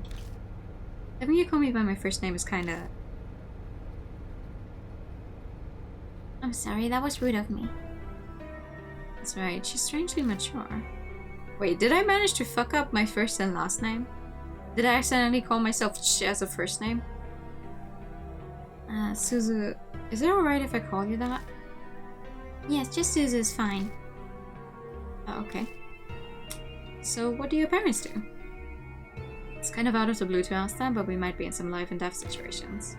Even if she's just a kid, I'd like to know what kind of person she is. Right now I'm only living with my mom. She pushes herself every day. Pushes herself? Does that mean she's a career woman who works hard at her job? I see. Sorry for the random question. Not at all. She lives alone with her mother who works every day, which means she's basically living alone. That must be why she's so mature. Oh! Your name is Snore now! Just then the tires hit a bump in the road. I can see a square grey object in the backseat through the rearview mirror. Something back there yours? No, that's Aethas. He said it was a CD radio cassette player. A radio cassette player? Why? He said he might need music while we drive. Want to listen to something? No, I'll pass. Conversation grinds to a halt after that. It's like there's an invisible person between us. After falling silent a while, Suzu finally speaks up again. It really makes sense for the conversation to turn in one direction. Miss Mark, did Hanayume really do this? I don't know for sure, but I think that's a natural assumption. Oh, I guess so. Suddenly it dawns on me. Why does this kid not want to treat the spirit like it's evil? Or maybe it's just Hanayoma specifically. But that would be the best. What would? I mean, if Hanayoma were really a nice spirit. Yeah, you're right. Her grin at me is relieved. I smile back at her stiffly, a weight in the pit of my stomach. If that's really true, then we can get through this without anyone dying. Problem is, that's impossible. I lightly rub my wrist as I watch Suzu smile out of the corner of my eye. Yeah, I really hope so. I mean, no one's died so far. And we've already cleared 2 spirits. Huh. We're gonna go in the forest? Yeah? Where did you think we were going? I just hope no one sees me. Because that's going to raise some questions. Suzu's understandably terrified. Anyone would be in her shoes. No one wants to go into a dark forest at night. Especially a famous suicide spot. We'll be okay so long as we're careful. I don't believe what I said for a minute. It's just something you say at times like these. I honestly don't know. Yeah, sure. Okay. It's supposed to be west of the gate. Which means new map? I look to the west of the gate again. There's no sign of a trail. Oh. Suddenly Suzu's face stiffens. What's wrong? It just got cold. Oh! I follow her gaze and I see a low shadow dashing out from the darkness. A dog! It certainly seems like one. It picks up the dirt with 4 legs. But it looks off somehow. Its fur is long and disheveled, and from certain angles its face looks human. The dog stares at us, growling softly. What is it? Are you trying to tell us something? Mom says you're not supposed to talk nice to dogs like that. She says to be firm like its master. That's how you train them. If you give it attention, the dog will think it has power over you. So ignore it and stay quiet, huh? I guess that's true for humans too. Powerful people tend to ignore others. Okay, that in mind. The dog barks loudly, then vanishes into the western underbrush. The moment it's gone, the chill in the air dissipates like it was never there. Is it trying to tell us that we should go that way? Maybe. It's worth a try. I shine a flashlight on the spot where the dog disappeared, and now familiar pain shoots through my wrist. Well, that's enough of an answer, I guess.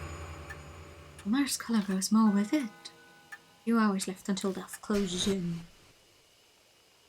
There's probably not much time left. We better hurry. Check the bushes over there. Dun, dun, dun, dun, dun, dun, dun, dun. Look at the trees next to the gate. With the dog gone, I push my way into the underbush. I spot the traces of what used to be a path. You could barely call it one at this point. This must be the closed hiking trail. Path goes west from the gate. It's really here. Was it trying to tell us about it? Who knows? Anyway, let's get going. Hell yeah. New path!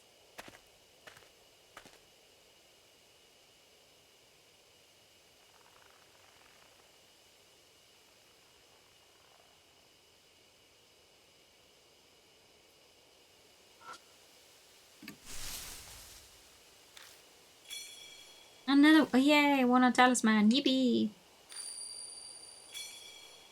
More soul power for me.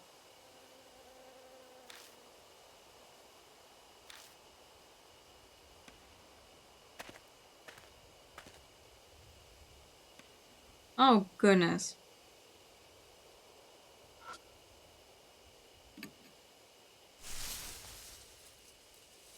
I feel around in the blades of grass. An instant camera! Hit the switch before I realized and a red light appears. Apparently that means that the flash can be used. Does this still work? Yeah, looks like it. I turn it off and quickly stuff it in my bag. I decide it's wise to not mention the dried blood that's stuck to the bottom of it. Uh-oh. To see is to perceive light. Okay. The distant voice echoes in my head. True, seeing something means you're seeing the light it's reflecting. But what does that have to do with Hanayo? Dun, dun, dun, dun, dun, dun. Hello. I shine a light on the grove of trees in front of us and catch a glimpse of something odd. Mister, what's that? Something stuck to the tree over there. I can't make it out from here. I move forward for a closer look. What is this? All thought in my mind ceases. It's as if I'm unable to process what I'm seeing and my brain comes to a halt. These photos? There are a bunch of pictures of different people posted to the tray. They're all... What is this? Why do all the eyes have nails? It's just as Susie said. For some bizarre reason, each photo has a person with nails driven through both eyes. Attached to the nails is some kind of tape. And I thought pine trees were the only trees with needles. How do you come up with these every time without fail? Cold sweat drips down my back. What kind of grudge would cause someone to do something like this? All of the pictures, They're all men. Susie's mutters are just loud enough to hear. Huh? I look over the photos again. A good number of them are deteriorated, so they're hard to make out, but then she may be right. Yeah, looks like it. All the subjects are men. That's clearly not a coincidence. I feel a little dizzy and step back. To my blurry vision, something flashes in the light from the flashlight. is something wrong? Nothing, it's just over there. Something sparkled up there. Something might be there, we should check it out. Something up at the branches of the tree is reflecting light. Something must be stuck in the branches. The only way we'll be able to check it out is to climb up the trunk. You're going to climb the tree? If there aren't any cavities, knots, or branches within reach, it'll be hard to climb up it. So...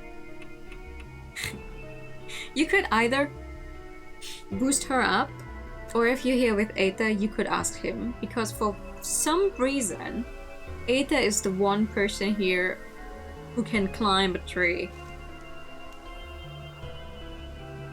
The only reason I'm not taking Eta with me is because, like, pretty much right after this scene, when you continue on, you will run into a game over if you are still on Eta, so I don't want to waste that time by going back. So, time to boost her up. If that's all, then... Okay, I'll try.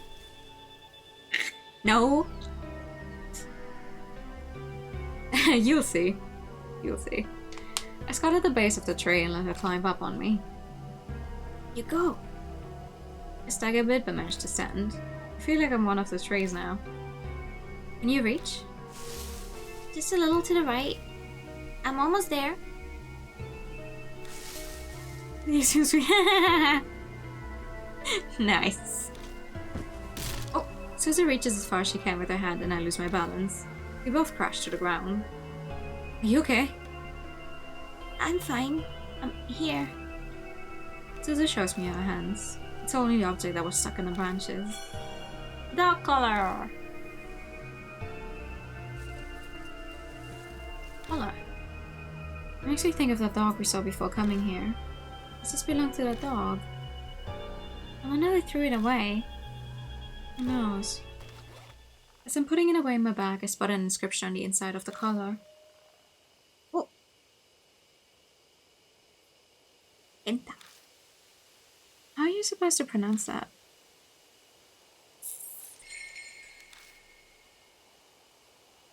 Well. Anyway, and we go back. And left.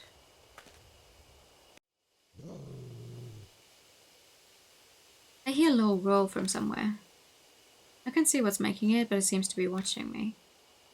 We did see that dog at the gate. I'm not sure why, but I feel an intense hostility directed toward me. What should we do? The instant Suzu speaks, the growling grows distinctly quieter. I remember the photos. All of them were men with nails in their eyes. I don't know what that has to do with the dog, but if those pictures demonstrate the hatred that saturates this place, if I'm with Suzu, it might react differently. I consider my options. Show the color. Yeah, if you have Ada here, it's just... You know, this dog really doesn't like man. So you need to either have Suzu or Christy. Since we already had Christy help us last time we were in the forest, I'm gonna stick with Suzu. No, I think this is quite deserved, actually. I've got an idea. I take the collar out of my bag. Maybe. It's a safe bet that the spirit was born here, so the dog is likely tied to this collar. I face the general area the barking is coming from and show it the collar. The dog appears like a gust of wind. Before I can blink, it steals the collar from me. Yeah, hi.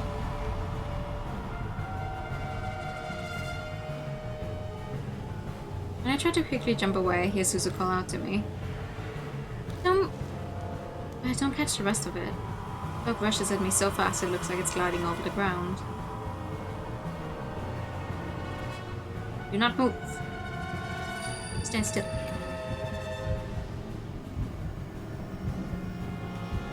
The dog stops in its tracks. It seems confused that I'm not reacting and just standing still.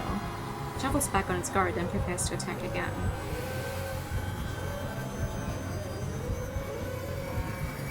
It bares its teeth and growls. Pet it! We're not petting it. We don't want to die. I break my gaze and turn my back to it. I pretend to not hear it threatening me. It growls for a while until it abruptly stops.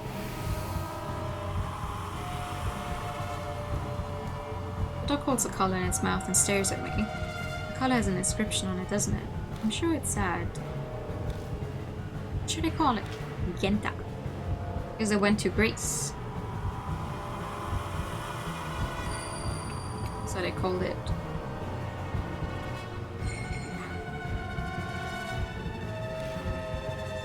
I mutter the name. The dog perks its ears. I say it again, this time more clearly. Then... Get it! The dog turns around and quietly slinks into the brush. It disappears from sight. Seems like someone managed to escape death.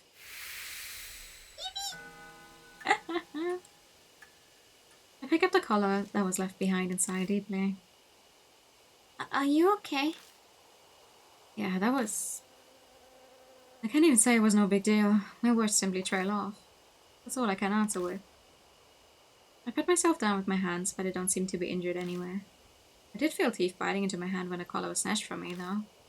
The dog may be supernatural. Maybe! Are you serious? Maybe! I hope it doesn't attack again. I think we'll be fine. It found what I was looking for. You're right. Yeah. Okay, and up.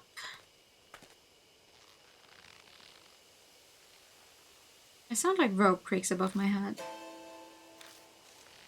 Silhouettes swing in the shadow of the trees. My whole body shudders with dread. Are those people? Suzu gives a terrified yelp.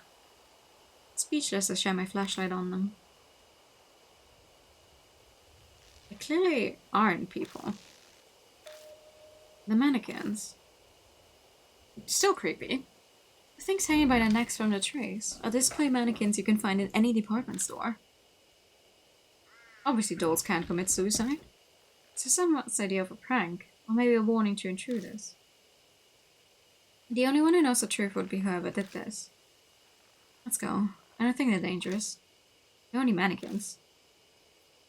Okay. Suzu replies uneasily. But before either of us take a step forward, I feel a shaky hand gripping onto me. Yeah, that's fair. It's okay, Zuzu. I'm here for you. They can't be only mannequins. It's a dog. Zuzu, be careful. It's okay now. I won't attack anymore. It's a dog from before. It starts digging in the dirt right in front of us. Oh? After a few moments, it disappears like mist. What was it doing? Is there something over there? Let's take a look.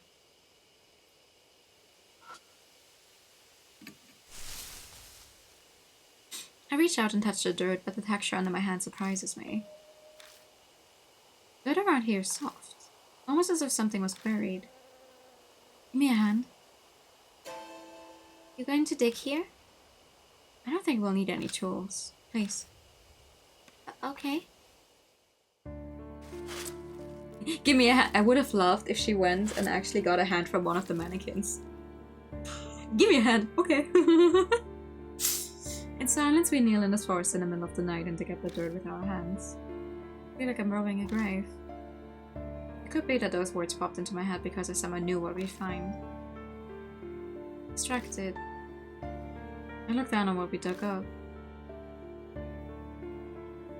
What we find is a corpse. It's just a skeleton now, but it doesn't look that old. Is that a corpse? Yeah. My reply sounds incredibly flatting and uncaring even to me. At some point, death has become familiar. That fact, and not the corpse, is what sends a shiver down my spine. I'm too comfortable with the world of the dead. I know this, but I can't escape it. One part of me observes the remains before us and reacts calmly. Just then I notice something. It's odd. There's something white in the skeleton's hand. I dig it out and discover it's a plastic bag. Inside are a number of cassette tapes and some kind of note. The note's deteriorated, but parts of it are legible. Got them all. Once I sold you. Now you rest in peace. What needed to be done, now I die here. This forest you passed away. New song, want to listen, heaven. Note ends there. Oh, 3 cassette tapes. Sounds like a suicide note, doesn't it? These tapes. She looks at the cassette tapes. Why were they buried too? They look at the remains. She looks at the remains as if asking them the question. Of course, it's not going to reply. I don't know. I try him off. A different voice is whispering in my mind. The last. The voice falls silent. The last? Wait a second, the last what? Huh? Is something the matter? I didn't say anything. It's nothing, sorry. Just talking to myself. Anyway, let's take these tapes with us. Yeah! Take care before leaving this place. Saying we want to save here.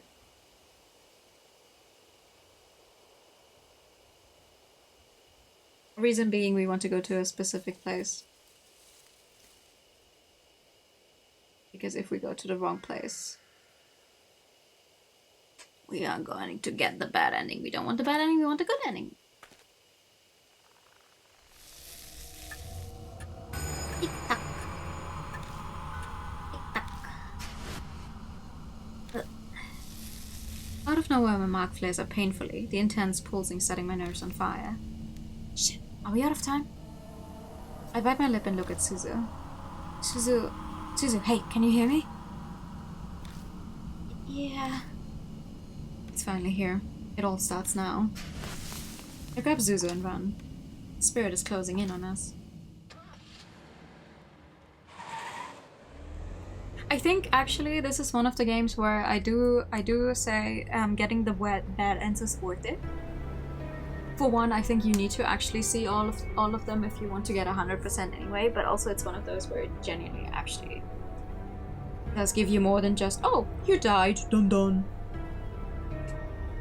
But we're only here for the good stuff. We're only here for the good endings. You would have 100% petted the dog and got a bad end. You would have died. That would just straight up have been just a one of the oh you died dun dun endings. It's just there's always a good ending to a chapter and like a bad ending to a chapter, but that still continues. The whole oh you either purify the spirit or you destroy the spirit. If you want to get the overall good ending, you need to always purify it. And that's what we're going for. If anyone plans on playing this game themselves, what I would always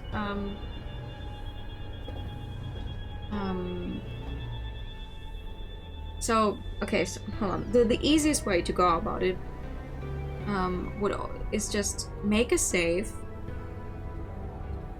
and then go for the bad ending of that specific chapter until you get the achievement, yada yada yada, and then reload and get the good ending.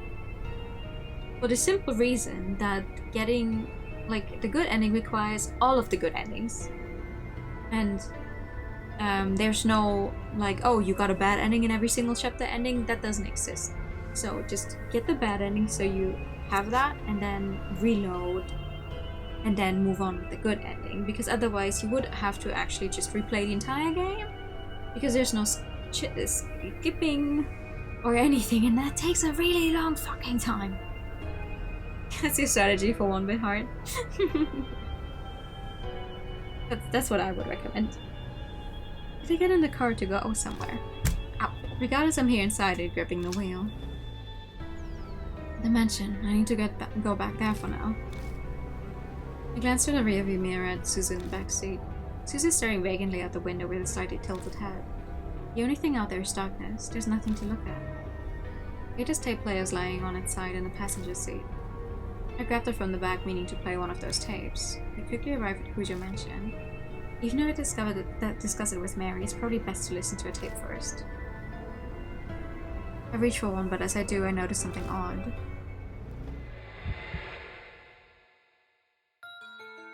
Where are we? Also, my good dude, we only have half an hour. I don't think you have enough time to get to the mansion and then somewhere else in half an hour. We need to get going. I'm on an unfamiliar road, like I took a wrong turn somewhere. It's not unfamiliar. I've clearly been down this road before. The route I was taking should have had no way for me to come across this road. That's the only way I can describe it. It's impossible. Calm down. I must have made a mistake because I was messing around with the tape player. I wouldn't get lost on the way to the mansion. I've been to it so many times now. I just missed the first intersection and ended up somewhere strange, that's all. That's what I tell myself as I make a U-turn. Stop wasting time! But no matter how many times I go back. Damn it, why am I here again?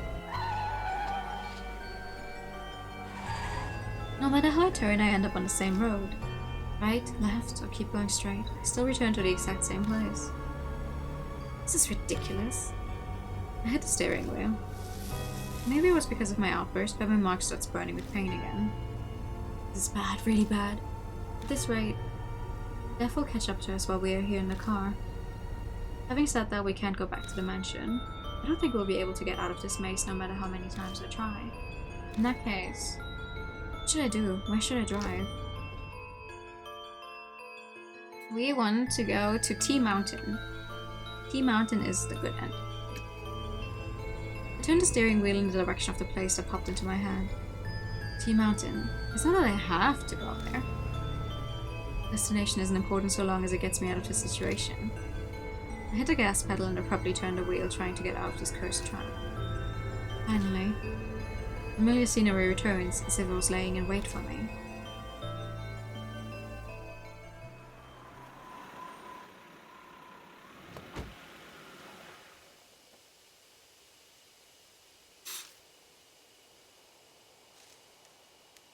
In the end, we're back here. The phone is ringing. I know exactly who's calling. The mark is dyed a deep crimson. A few minutes left until death closes in. Oh yeah, brother.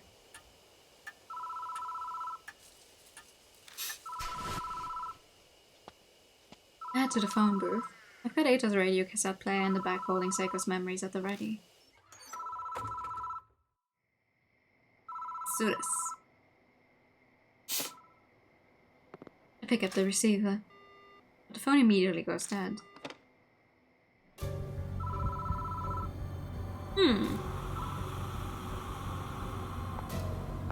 Hi! So nice to see you.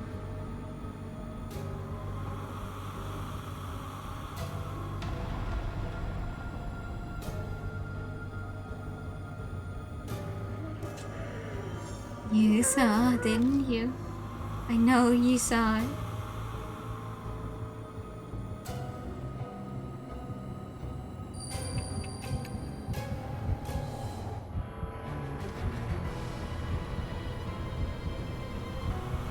I quickly grabbed the instant camera and used the flash. She is, yeah. Spirit shrieks, and while it's distracted, I tumble out of the booth.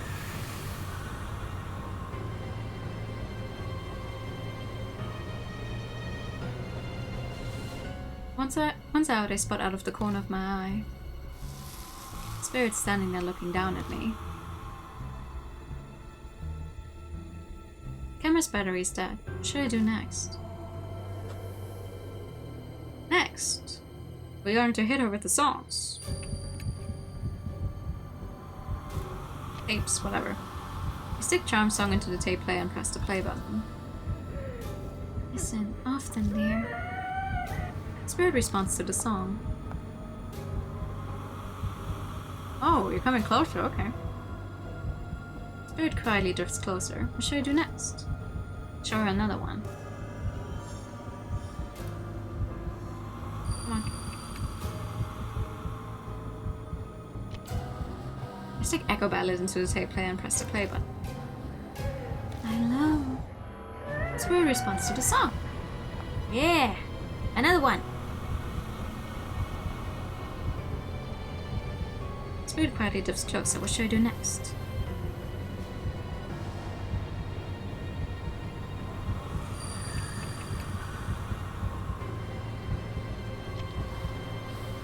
Stick mine to the tape player and press the play button. I don't know this one. Spirit responds to the song. Hi. Spirit is right in front of me. Hey, let me listen to the newest. It's time to dance. Yeah, the newest one, the one she didn't know. It's this one. Into the tape player and press the play button. Yes, that song was finished. A dog comes bounding over from somewhere, barking happily. Yen, is this where you've been? Come on, let's go. He's waiting. Yay!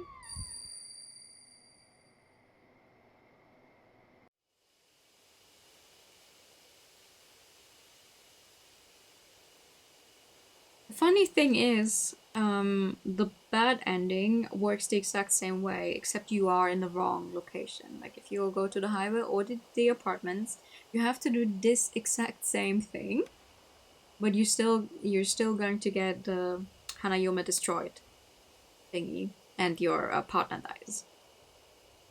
So don't do that. There's a flash of light. A blink and the spirit is gone.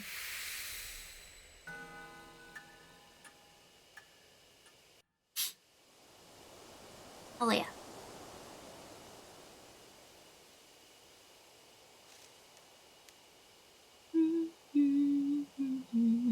I don't sense Hanayome anymore. She's gone now, Hanayome. Suzu is back to normal. I bet her mark's gone. But mine still is there.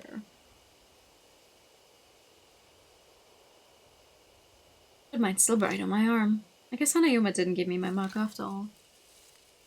I mean, she said as much. Then Hanayome really was Seiko Hasegawa. What a sad, terrible fate, turning into a ghost after she died.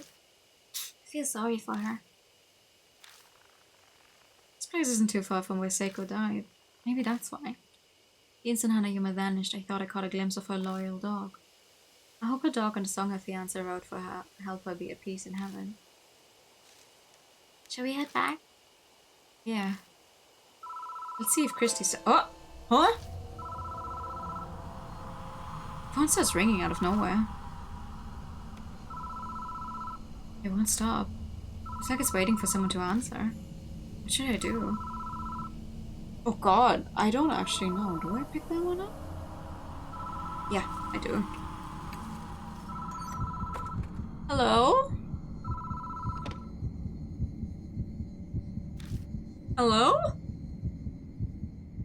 On the other end of the line is the gentle voice of a woman. I'm so very sorry for causing you so much trouble. Please excuse me. Oh, okay. Was that a wrong number or something? I was a little panicked, but now I relax. I step out of the booth and get into the car with Suzu. That was nice. She's like, I'm so sorry for all the trouble. So sorry for almost killing you. Thank you. Sure. Take care now. Welcome back, Mrs. Thanks to you that my mark is finally gone. It is. Nice. Too bad I didn't get to do much. I read a ton of comics about exorcism, so I thought I could help.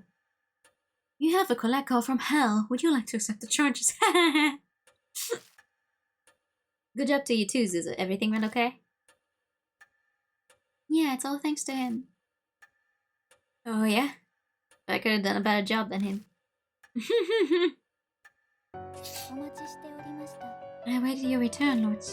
It appears that you overcame your fear and cleared away the grudge. Congratulations. Though it is unfortunate that your mark has not yet vanished. I've managed to defeat 3 spirits now, but my mark still hasn't disappeared. It feels like a terrible fact might just raise the blood in my veins.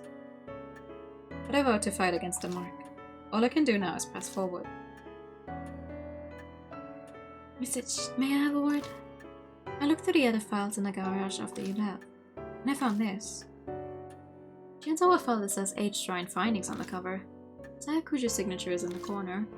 Kuja family's guardians were housed there, so it makes sense that this was here. Go on, read it. No. Most of it is about how H Shrine was built and its history. It lines up with what Mary told us. Everything that happened from the anti-Buddhist movement to now is in here. But it looks like even Saya didn't know who stole the statues 50 years ago. 50? Some pages are about H Shrine's Goshintai, the item that houses a deity spirit. The shrine has 2, a mirror and a small Buddha statue called Ninjibutsu. The Ninjibutsu should be in a brocade pouch, but I never saw anything like that at the shrine. I wonder where it ended up. The last 3 pages contain notes on an investigation into the stolen statues. It mentions a rumor that started circulating a few months ago. Hey Miyamachi North Road in H City. It's a back street that due to the city's poor planning is covered in manholes. Because of that, people call it Manhole Road. On a moonless night, a young woman was walking down it on her way home from work. An old sign read, "Be wary of strangers." Suddenly fearful, she attempted to hurry her steps down a dimly lit back street. But she couldn't take a step forward. A noise, something heavy being dragged, and then a figure was discernible from out of the darkness. It was a woman with disheveled hair wearing a burned white robe. She cradled a headless Buddha statue as if it were her own child. The shadows and hair hid most of the face, but she could see her blood-red lips twisted into a satisfied smile. Terrified by the eerie sight, she turned on her heel and ran away. Some distance away, she turned to look back. But the woman was gone. The statues were stolen 50 years ago, so it wasn't a woman, but I doubt that's that easy to find headless Buddha statues. I'm sure she must know something. I asked Hanayuma where the statue stolen from H Shrine were, and now there's an unexpected lead. What a strange coincidence. If you can find the stolen statues and honor them at H Shrine, the divine wrath will be quelled and you might be freed from the mark. Another way that might possibly allow me to escape my mark. It's worth looking into at least. But before I forget, you should take these too. Documents on the Hasagawa case that we found after you left. Read through them if you want. It is almost dawn. We must end today's investigation. Please rest. Thank you very much, mister. Because of you, I think I'll get to go see my dad, too. You need to go somewhere to see him? My mom and dad got divorced. Oh. Yeah. Mom decided that she wanted to become a nun. She started taking me to temples and a lot of sacred areas. I didn't like that and he started seeing some other lady. I understand. You don't have to say more. I guess Susan's been embroiled in the world of adults for a while already. Maybe that's why she's so brave for being so young. I asked Mom to tell me what that is, but she wouldn't say. She told me he's bewitched by a demon and to forget him. That's why I wanted to ask Hanayuma where that is. I see. I hope you get to see him. Me too. Okay, good night. Oh boy. I'm really in your debt. It's thanks to you that Suzu was safe. Thanks so much. He seems more worried about her than himself. His appearance, personality, and job all make him suspicious, but that one thing is clear. I know she asked me to, but I was the one who brought her out there after all. So if something had happened to her, I just... Oh! Job? Yeah, I have no idea. Hey, are you alright? I'm so glad she's okay. The hot tears streaming down his face are those of relief, apparently. You should head to bed for today. I'm sure you're tired, right? Yeah, thanks. Good night. I'm heading to bed soon myself. My mug's finally gone. I think I'm going to sleep well tonight. There's no reason for you to stay any longer. You're right about that. I'll be leaving tomorrow. Sorry, but even 9 lives wouldn't be enough to survive staying here. You said it. But I'm grateful for all this too. It gave me time to rethink my life. Ironic, isn't it? If I hadn't been cursed by a spirit, I'd be in that forest right about now. Chrissy's smile turns wry. Well, I'm off to bed now. Good night. Good night, lady whose voice I can never keep the same. Now then, Lutz, please find me when you're ready. Farewell. Fuck you mean farewell? You are not going anywhere. I would like to read those files, actually. Wrong button. Pro-taku, you will. No cassette tape found buried in plastic Hogwarts charm song, Echo Ballad. Wait, where?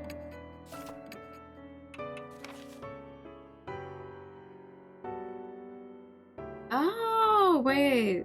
I didn't know this word file was that big. With the end of the 90s, online infrastructure has advanced, the popularity of a certain widely used BBS. Hanayuma is an urban legend that sprung up from that BBS. It goes as follows. Certain telephone booths in H City will let you talk to ghosts. If you go inside one and wait, the phone will suddenly ring. Pick it up and you hear a strange lip-smacking noise. A woman will ask, "Have you seen it?"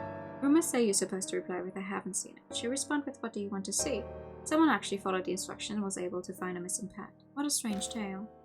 A lot of people are interested in this ghost, wanting to find things of people who've become lost, but not a single one has ever mentioned getting a mark from it. The circumstances seem to imply the spirit gave the mark to eat that Suzu. Plus, why is the spirit called a bride? If she appears as a bride, then someone must have seen her.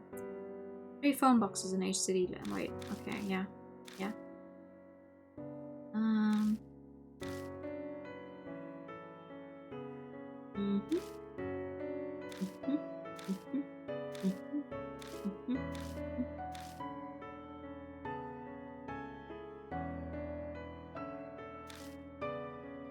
Aha.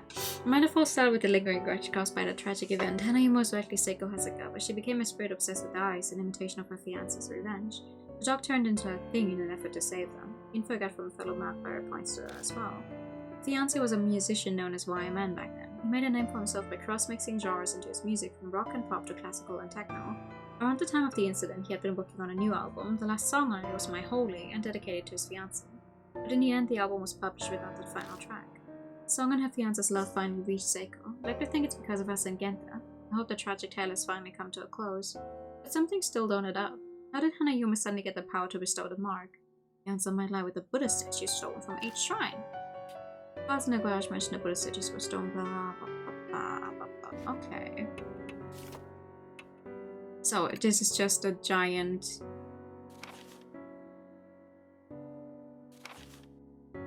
Ah. Elementary school student. I see. The only thing childish about her is her love of animals. Oh. Self-employed, or so he says. This is the beginning of the hottest summer in the life of Aetha, age 33. Okay then. Okay. Good for you, Aetha. Oh. I am.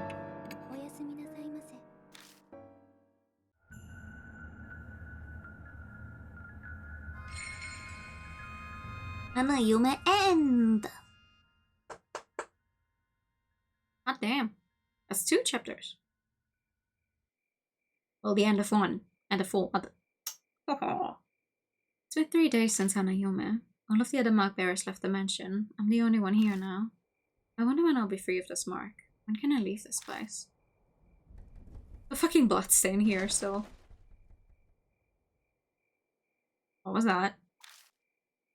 There's not even a scrap of meaningful information around. I looked around Sayakuja's bedroom to try to find something Mary mentioned. It's impolite to rummage through a woman's things, but I don't have the luxury to not do it. I searched every inch of the room, even under the carpet, but... I said bloodstain there? Oh, you know. The previous owner, actual owner of this mansion, we found her lying dead here. But then she's just kind of vanished, so,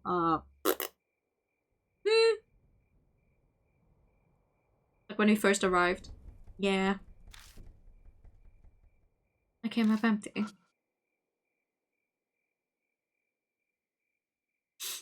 Seeing the dried blood on the floor reminds me of the horrifying sight I saw. Yeah, that's her. I don't want to die like that. The sole reason has been my driving force in my struggle to survive since that day. But how long can I keep this up? The thought fills me with such dread that it feels like my legs could give out.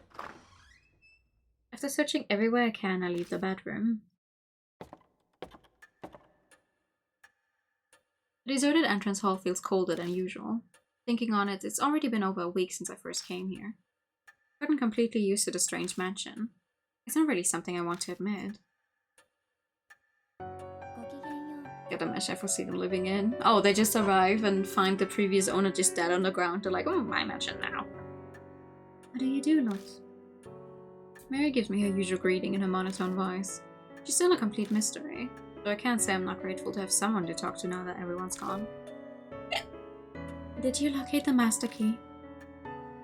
No, I didn't. Say, I was sure that I would be there. I've searched every accessible inch of the mansion and found no info of value. All that's left is the locked room. I'm trying to find the Kujo mansion master key so I can open it. What if you just break it open? Who cares about keys? Hello? Mary said she thought it might be in Sayakuja's bedroom, but it clearly was a bust. It is obvious I should have spoken with Lady Saya more before she died. I deeply apologize. Her voice carries a hint of sadness. She almost seems human when she does that. But only almost. Also, the difference in her CG version and her sprite version is still interesting to me. Looking more closely at her, I'm struck all over again by just how strange she is. I haven't really thought about it lately since I've been struggling to survive, but how did she come into existence? Hey Mary, were you made by Saya Kujo? No, I have served the Kujo family since before Lady Saya was born. I was already here at the mansion when I opened my eyes the first time. They say tools used for many years can come to house deities or souls. And maybe something similar. So you're like a Kujo guardian deity? It is an exaggeration, though I would be very pleased if I could achieve such a status. Lady Saya's fate was most unfortunate. I will do my utmost to respect her wish to save all who bear the mark. The clear green eyes stare at me. That's green? In what world? Is this a case of Japanese blue-green? Is that what this is? Much thanks to you, many mark bearers have been saved. I'm sure that Lady Saya would be extremely grateful to you. I very much feel the same way. How is this pale green? This is blue. This is blue. Like, my eyes are green. This is not green. Her voice is emotionless, but it sounds just a bit softer than usual. Her face can show it, but it feels like she's trying to express her gratitude.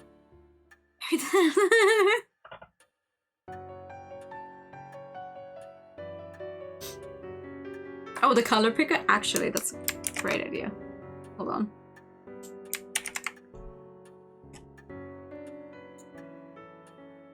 Wait.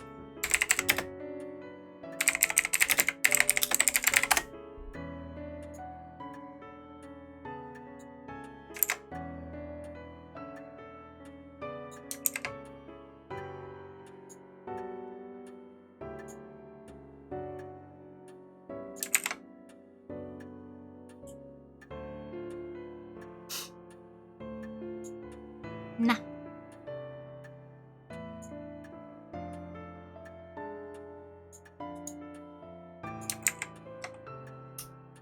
I'm trying. I do want to see what the color picker says about this one, actually.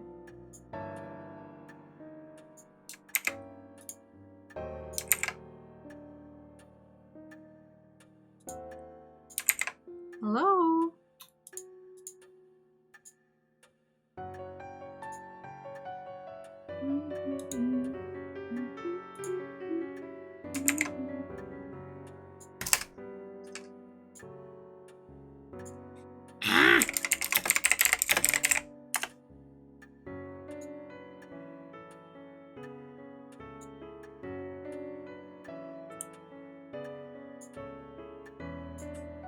Color. Jesus Christ.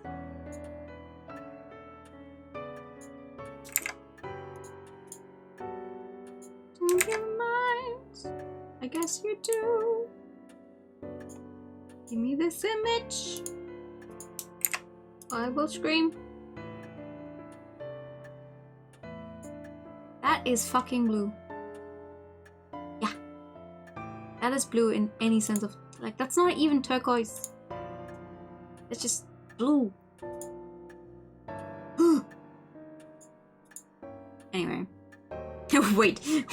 It's color picker time. It is. It is. Seems a new mark bearer has made their way to the mansion. Are you alive? I don't know. Are you? Hi Zen. Good evening. How are you doing? They are, yes. They are a little lighter here for sure, but... Good afternoon. Hi. It's spooky mansion time. How you doing? You might have been sketchy. Oh. You in the gym? And you're here? You're working out. I hope you can find some clues to the spirit that gave you your mark. Thanks. Before she can even finish her sentence, there's a knock at the front door. Treadmilling? Ooh. I should get back to doing that as well. Well, but that means I'd have to clear out some space. Streaming is working off a new the block of cheese in front of you, you want it? Well, if it works, that's good. Do not call her that. She's a very good character, like her. Trying to catch up to Nue. I'm running. You will never catch me. Wah! A girl bounces in wearing a fancy outfit. Evelyn dumbfounded at her appearance. Nice to meet you. Good morning. It's the middle of the night. She looks like a Phoenix Wright character. She is! She's extremely cute.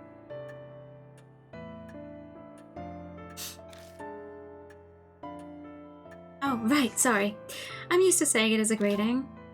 So Dr. Kujo lives here, right?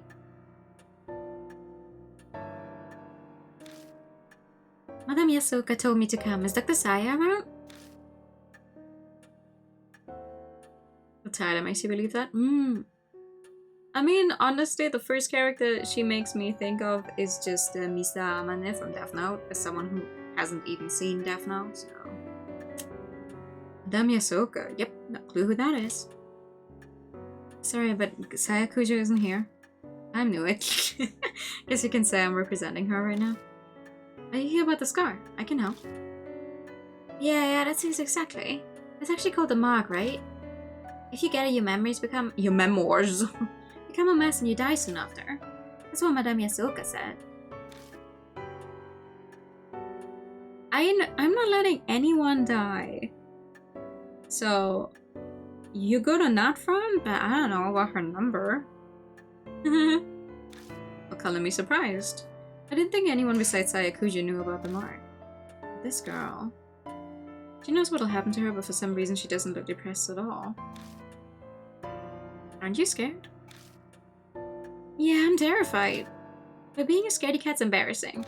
I see. I want to hurry and fix this whole mark thing for my fans too. I'm a pro and forgetting the lyrics up on stage is a definite no-go. I think I know what line of work she's in. She's an idol, a model, a comedian. You're an idol. Are you an idol or something? Yeah, that's right. Oh, I haven't introduced myself yet. I'm Ai Kashivagi. I sing, dance, and perform as a member of Love and Hero. Oh, so that's your stage costume? Yeah, cool, right? I had it here straight after filming finished. If I'd gone to my dressing room, my manager would have found me. Taxi driver stared at my outfit the whole way here. Giggling, she removes her jacket and bares her shoulder. The familiar mark glares bright from her skin. I'm stuck wearing sleeves right now because of this thing, and it's gonna be summer soon. Ada's not here anymore. Ada's already left, but yeah, it's a good thing. He's a big fan. It seems as though this person is indeed a mark bearer. Who's there? Ai's eyes bug out comically wide when she hears a female voice out of nowhere. She may know about the mark, but it doesn't look like she knows about Mary. Mary updates Ai about everything so far. She tells her Saya Kujo's tragic death and recounts our encounters with the spirits. Ai seems surprised to hear Kujo is dead, but she does admirably well in her attempt to swallow the string of unusual events. Now, Lady Ai, do you have any idea as to where you received your mark? Probably when we filmed at the mystery spots. I don't think I had to score until after we finished up filming. I feel like I should ask her for more details about this mystery spot tour. What kind of show was it? A summer ghost story special. During the shoot, our guest star Madame Yasuoka and I got this weirdly shaped scar. The minute she saw it, Madame Yasuoka told me it was called a mark. Oh, so I wasn't the only one to get one. Because Yasuoka also got the mark. Is this person not coming here then? Oh, I guess I forgot to say, Madame Yasuoka is on her way too. She'd just be a little late. She's stopping by a shop in Giza before heading over. Okay, where did you go? We went around to 3 mystery spots that are rumored to be haunted. One was an old tunnel in Old City. Another was a railroad crossing in T City where a lot of accidents happened. The last was a back street in H City. Sure enough, H City was one of the places. What should I ask next? When did you notice it? We were rushing everywhere because we were pressed for time that day. It just was suddenly there. It's not much help. I think that's all I got from her.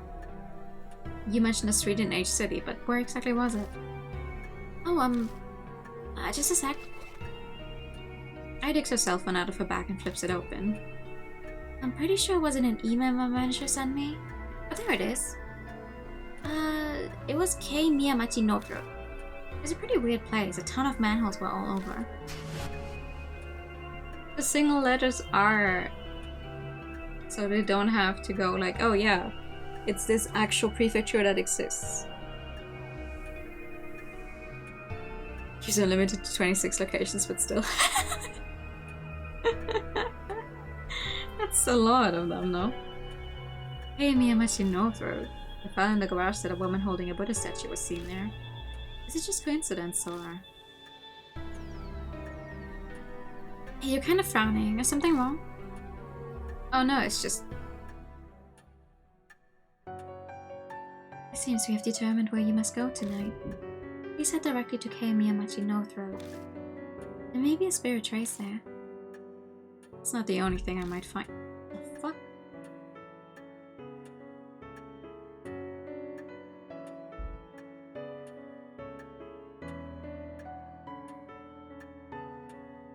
Oh. Hey, then. Hi, TK. Good evening. There may be a clue about who stole the Buddha statues from H Shrine, too. Of course, I'll come with. Our group has a song that goes like this. I'm not one to sit around and wait. I'll blast through those evil traps standing in my way with all my might. Okay. Sounds like Love in Here specializes in a motivational type of song. Anyway, she seems willing enough, so I'll let her help. Nah, I was just wondering because I kept hearing like really loud bumping noise. I'm like, what the heck is that?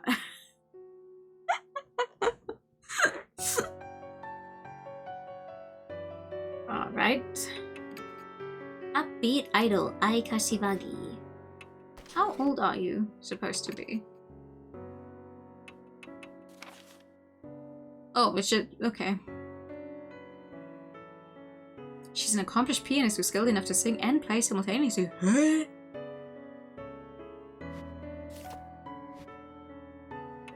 Yeah, I don't think me falling asleep on stream is gonna happen anytime soon.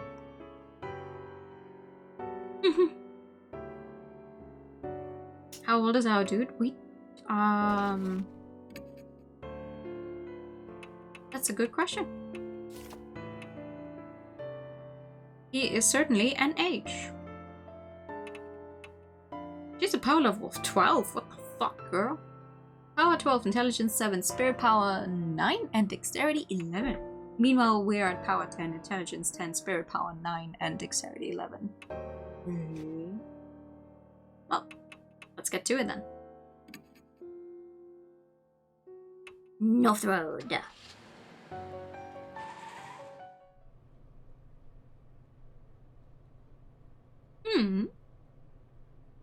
The road runs through a quiet residential area. The funny thing is, in this very first game, except for the one time, if you, like what I said earlier, like you could have Ada climb the tree, it never matters.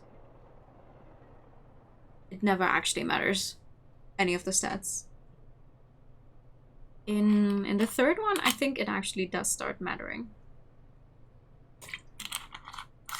What's with all the manholes? Poor city planning, like they told us earlier. The road runs to a quiet residential area. It's far removed from major crossroads, so it's totally deserted at this time of night. We look a little suspicious wandering around, but no one's here to report us. Yep, this is the place. We were looking for a ghost here. It wouldn't happen to be a woman wearing white, carrying a statue, would it? Actually, yeah, that was the rumor. I don't really remember the statue bit. So, did you find the ghost? No, we didn't. But Madame Yasuoka said she felt a bad presence throughout the entire shoot. You keep mentioning Yasuoka. What kind of person is she? Oh, sorry, I forgot to explain. She's a famous fortune teller. Her predictions often come true. They say she's got true spiritual powers. Fortune teller knew about the mark. Maybe she was working with Shiro Akashio. Oh yeah, I better email her. I've got to let her know about you and what happened to Dr. Saya. I pushes some buttons on her phone. Cell phones are getting pretty common now. In 10 years, everyone will probably own one, old and young alike. Technology evolved so fast, it's amazing. What year does this game take place in? We are all on flip phones. Sorry that took so long. Alright, should we get right down to investigating, Mr. If there's anything I can do to help, just let me know. Sure. Let's look at this manhole cover. It's an iron manhole and it's under the read sewage. Check to see if there's anything odd about it, but it seems to be a normal manhole. Okay. What about this one? Why is it not glowy anymore? A normal manhole cover. Looks like we need special tools to open it. Huh. This one's got a different design. It's true, it's the only one of an older make. It's covered in rust. Looks like you can get a hand in. Can you lift it? I highly doubt it. I'm sure you need special tools to open up a manhole. Well, why don't you just try it? Determination and strength will get you farther than you expect. Is that from another one of your songs? Come on, Mrs. You take that side. Okay. 1, 2, 3. Ah. The lid lifts and a putrid smell wafts out. I can't believe we actually got it open. The black void stretches deep underground. A rusted metal letter is set into the side of the hole. Is this connected to sewers? Actually, it doesn't smell like it does. Weird. In the room about the white rope woman, the woman mysteriously vanishes. Could it be that she hid herself down here? Why don't we try going down for a look? Oh, I don't know if we can open a manhole just with our hands, but let's immediately get down there once we got it open. Are you serious? But I'm in my stage outfit. That's not my problem. So you're going to wait up here? No, I'm coming. But don't you dare look up while you're climbing now. Wasn't planning on it. I got on first and I quickly follows. The rusted ladder creaks when we put weight on it. That doesn't make me nervous at all. Yeah, no, not at all. We make our way carefully and it takes us a while to reach the bottom. I feel like this must go farther down than a normal sewer. It's like a secret entrance. Maybe for a secret society's hideout. Ice voice bounces off the walls above me. She's probably joking around to stop herself from freaking out. My feet finally reach solid ground. Oh yeah, that's not creepy at all. A concrete passageway stretches before us. I doubt it's been ventilated in a long time. The musty air is stagnant and heavy, making it slightly difficult to breathe. Definitely doesn't look like a sewer. At least my outfit won't get dirty, but where are we anyway? How should I know? I'll just have to look around. K Road access, it says. Okay. N dead end. Everyone else makes fun of old dungeons and games and movies having torches. This is the alternative. Large iron box. Slip my hands underneath the lid and pull with all my might. Hey! It pops open with an unexpectedly loud noise. There are a few tools inside along with what looks like a notebook. A hammer, a hatchet, and a red notebook. Wow, it was full of stuff. What does the notebook say? I flip through the notebook with the eye. The lettering is very fine. It's impossible to read in such a dark place. But what concerns me even more is... what's that smell? A bizarre stench invades my nose like a mix between tallow, perfume, and blood. It doesn't take me long to figure out that it's coming from the notebook. What the fuck is tallow? I can't believe you're holding it. Could you maybe put it away? I think I might puke. I put the notebook in my bag for now. Oh yes, so your entire bag is going to smell like that. Smell might permeate the other items, but some sacrifices are necessary. Okay.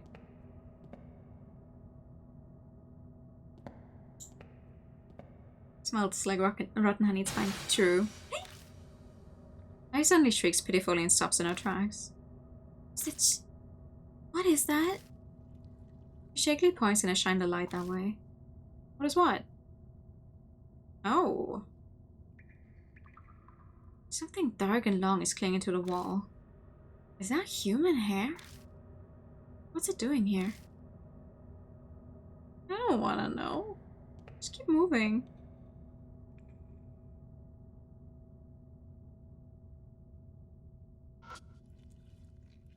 It's an old-fashioned, though well-built iron door. The paint is chipping in places, so it must be pretty old. That door looks ancient. I had no idea there was a place like this under the ground. Oh, could this be some kind of lab?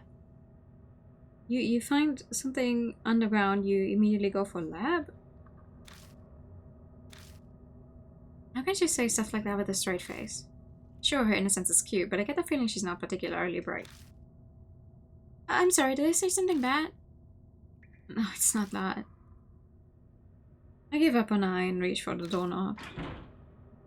It's locked. Of course it is. Let's go. I don't want to stay here long, so... I never get to finish what I'm saying. Oh! Excuse me? An old man jumps out from the iron door, yelling strangely. Hey, where you folks from? What are you doing on my turf, huh? He's smirking, but his tone is serious. Just then I smell an odd stench. It seems this old man is a homeless guy who's living down here. Nothing really. That's right. We haven't done anything. I know she's trying to back me up, but she definitely doesn't sound convincing. This underground shelter isn't a place for irresponsible layabouts like yourselves. Understand? So leave my turf alone and get out of here. Okay. He disappears behind the iron door. It sounds like he's carefully locked it up again. Man, that surprised me. I wasn't expecting a person to come out. Do you think that guy was homeless? Yeah. Maybe not something you ponder out loud, though. Maybe she's never seen one before. Still, that old man, why did he pop out just to warn us? If the door was locked, then he shouldn't have to worry about being disturbed. I don't know why, and they should probably just do as he says. Let's go. He might come yell at us again. Yeah. We've seen just about everything we can. Seems to be an underground shelter. But with the solid concrete walls, it's not quite like your standard shelter. Well, we didn't find anything on spirits or a woman in a white robe. At least the notebook shows some promise. Too bad we couldn't get more out of that old guy. It's behind the door anyway. From the moment we entered the shelter, it's been hard to breathe, like there's a noose tightening around my neck. I thought it was because of the still air, but that might not be the only reason. Something in my head throbs. This place, it holds some kind of horrible secret. I'm almost sure of it. Do I somehow know this underground shelter? You're kind of spacing out. You okay? You look pale too. I'm fine. It's nothing. The air in here's pretty bad. No surprise you're feeling sick. Let's head back up for now. This is where you dump the bodies. I didn't dump any bodies! I might not remember who I am, but I'm not a murderer. We return to the entrance and begin climbing the rickety ladder. At least I hope so. When we climb out of the manhole, the breeze that brushes my cheeks refreshing. Why are you cursing God? I don't know. Ask the spirit, not me. The unpleasant air that hounded us underground starts to disperse. Ah, Miss I finally found you. I'm glad to see you are safe. Oh, Madame Yasuoka. Good morning. Great to see you. What are you doing here? I went to Miss Kuja's mansion, but no one answered the door. I didn't go to your email, so I came here. Still, it is hard to believe that Miss Kuja has passed away. This seems to be the woman that I keeps mentioning. The thick layers of makeup make it hard, but going by her voice, she must be pretty old. You didn't expect the whole ass guilt. Excuse me. Excuse me. A guilt.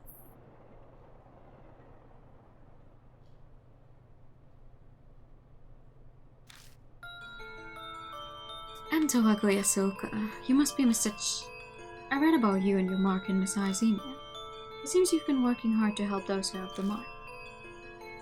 Yasuoka, how much do you know about the mark?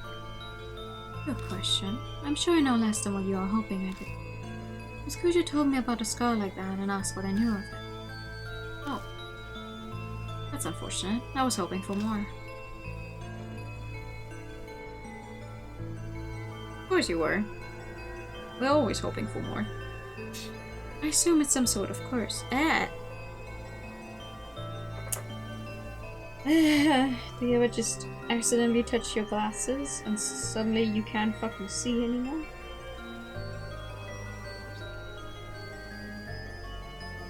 Oh my god. I would like to be able to read, please. Hello? Do you mind? Oh.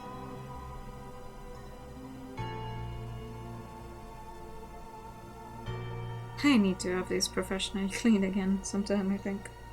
I can't fucking see. There we go.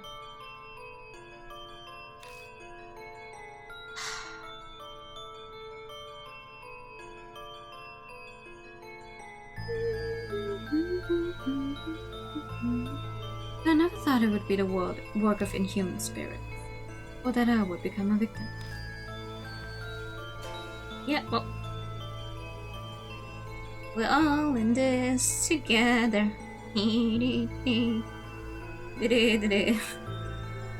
Hisoka rolls up her sleeve, revealing the mark on her arm. I've lived long enough already. I have no attachments to this world. But Miss I is still young. Do everything you can to save her. What's the plan? I can't promise anything, but I'll try. I'll need your help as well. I heard you have spiritual powers. Don't sound so suspicious. I don't care about spirits or ghosts, but she's definitely the real deal. It's natural to be doubtful. It's best not to tangle with spirits if you want to live in peace. However, Mr. You seem to have some spiritual powers of your own. Have you experienced something no one else has? Have I? The mysterious voice I hear every so often suddenly comes to mind. I mention it to her. Intriguing. Dark was famous for hearing the voice of God. But usually it's only spirit whispers. It may be an evil spirit or ghost, or even the soul of someone who loves you trying to save you. Oh. If it's trying to help, I'd appreciate it if it could give clearer hints. Aw, come on, dude. I can do nothing about that. Humans and souls live separately. Imagine a long-distance radio signal.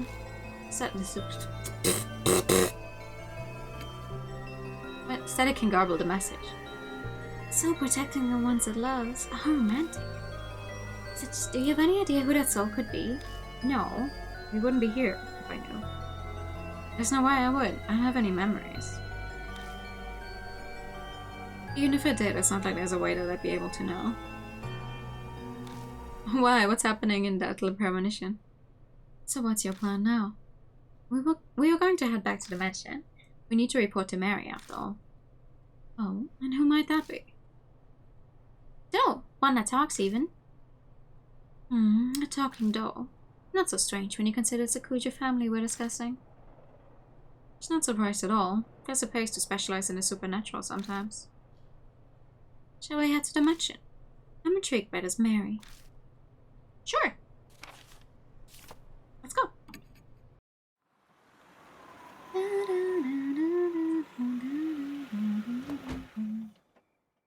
Main character just makes these well connections and they're somehow true. Oh. I see. As Hisoka climbs out of the car, her gaze turns nostalgic as she turns around. It's been a long time. About 20 years now, like 2 generations of family heads. You've known them a long time then? It hasn't been that long. I had a falling out with Murasame this second last head and cut ties with them. They didn't even invite me to Murasama's funeral. The last head, Masamune and Saya, were kids the last time I saw them. Imagine my surprise when Saya contacted me a month ago. Wait a second. First it was Murasame, then it was Masamune, and the current head is Saya Kujo, right? There have been 3 heads in 20 years. That's right. Hisoka grimaces. The family is known for their short lives. Accidents or heart attacks. Very few have lived full lives. They did not invite you to his funeral because you killed them. No, they had a falling out, not a killing. Gossip say that family is cursed.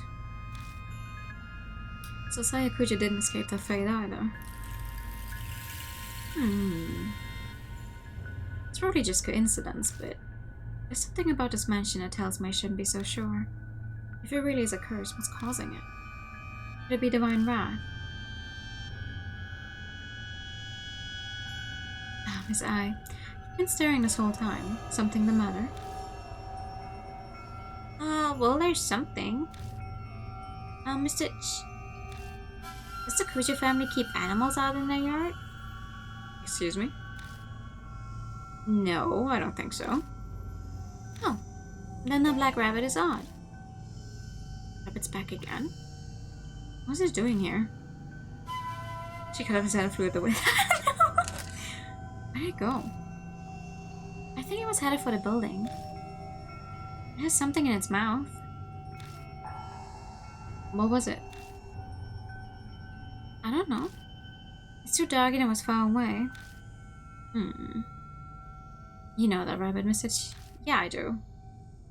Kind of. I told him about the black rabbit I've seen on my investigations. Mary said that it has some sort of spirit residing in it.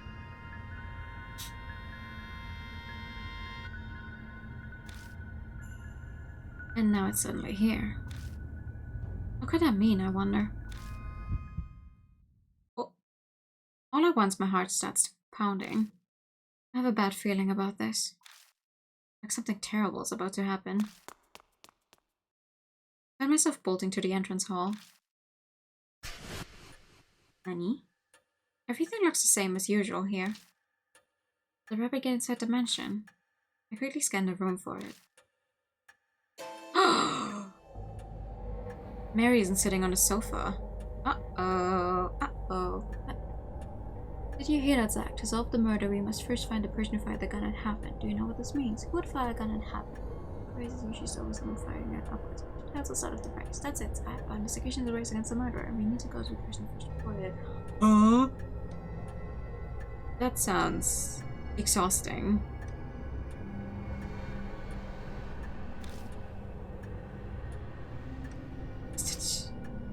Over there? In the corner? I turn in the direction I is pointing. What's going on? I's voice has an audible shake in it. What the hell should I know? I have to force the words out of my mouth. My voice shakes like hers. Yasoka is silent.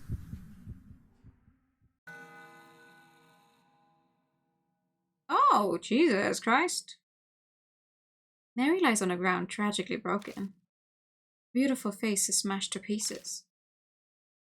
Damn, girl. Next to her lies the rabbit.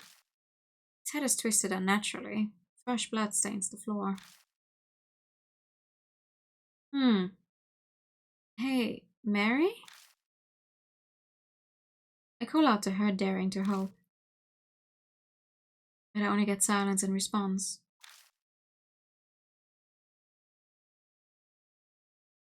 Well, Mary is dead. Though I don't know if you say that for a doll.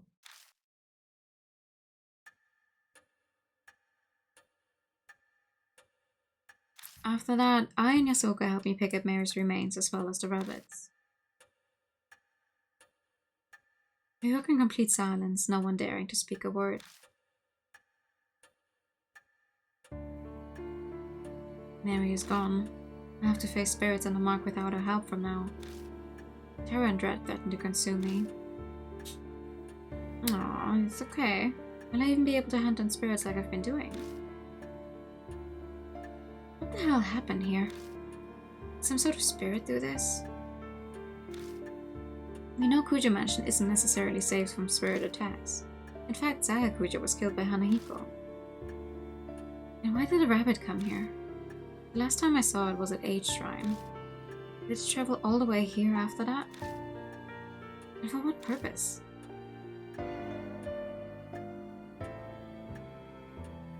Message a moment, please. I found this while cleaning up. Do you have any idea what it is? She hands me a keyring with a single key on it. Oh! That's the key I was looking for, probably. The tag attached to it says Master Key. It's the master key to the mansion. But what's it doing here? My side had said the rabbit had something in its mouth earlier. I could have picked up this keyring and carried it. Are you saying the rabbit had the master key? It's only a guess. It's also quite possible that Mary had it herself. Mary said she didn't know where it was. Truth is shrouded in darkness. We can use that key to open up any room in the mansion, right? Is there a place you want to get into? As a matter of fact, there is.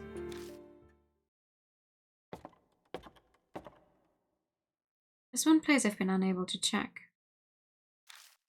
A locked room in the southeast corner of the second floor.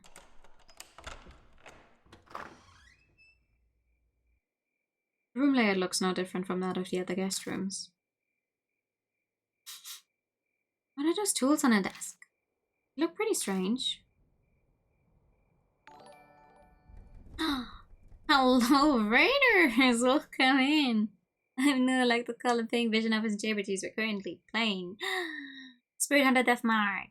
Oh, you were playing Witch's Last Reward. Hello, let's go! Hi!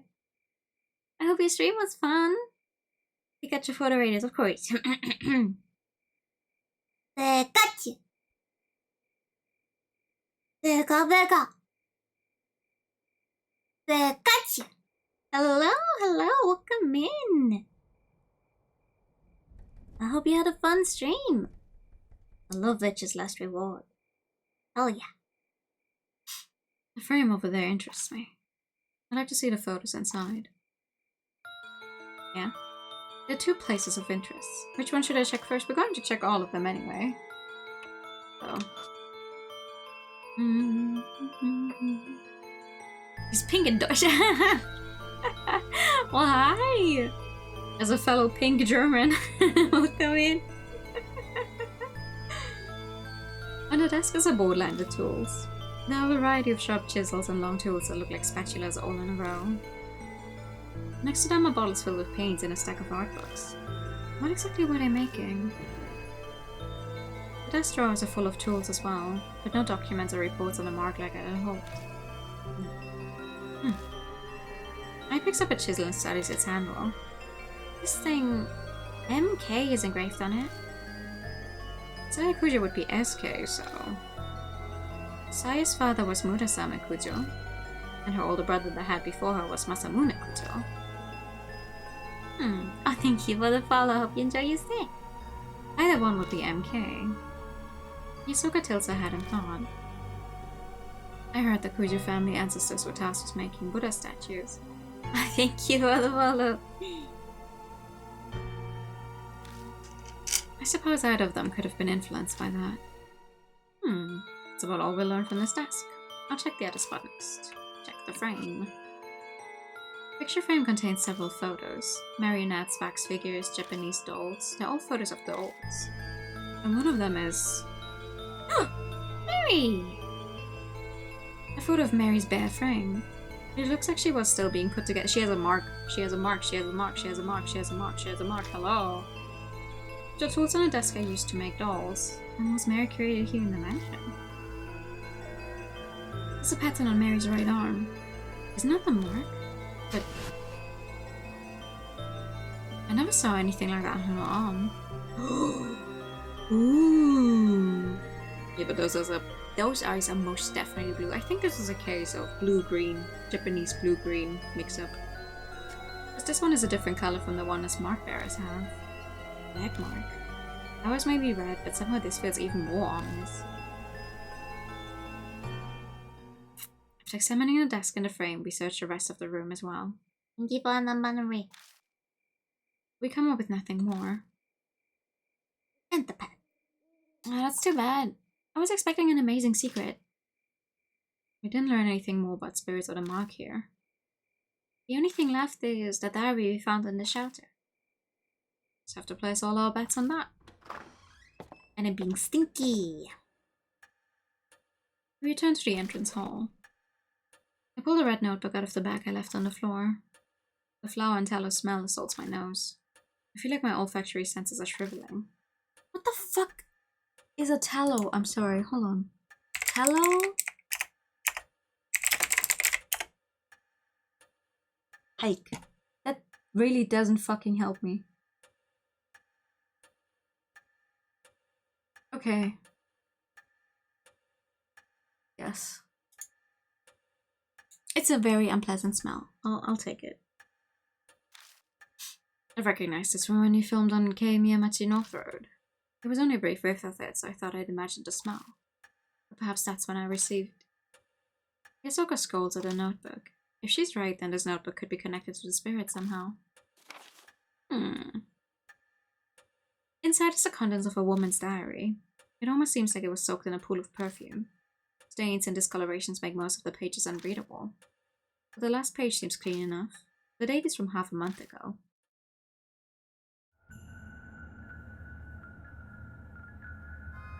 Ah! Chapter 4. Miss Sue.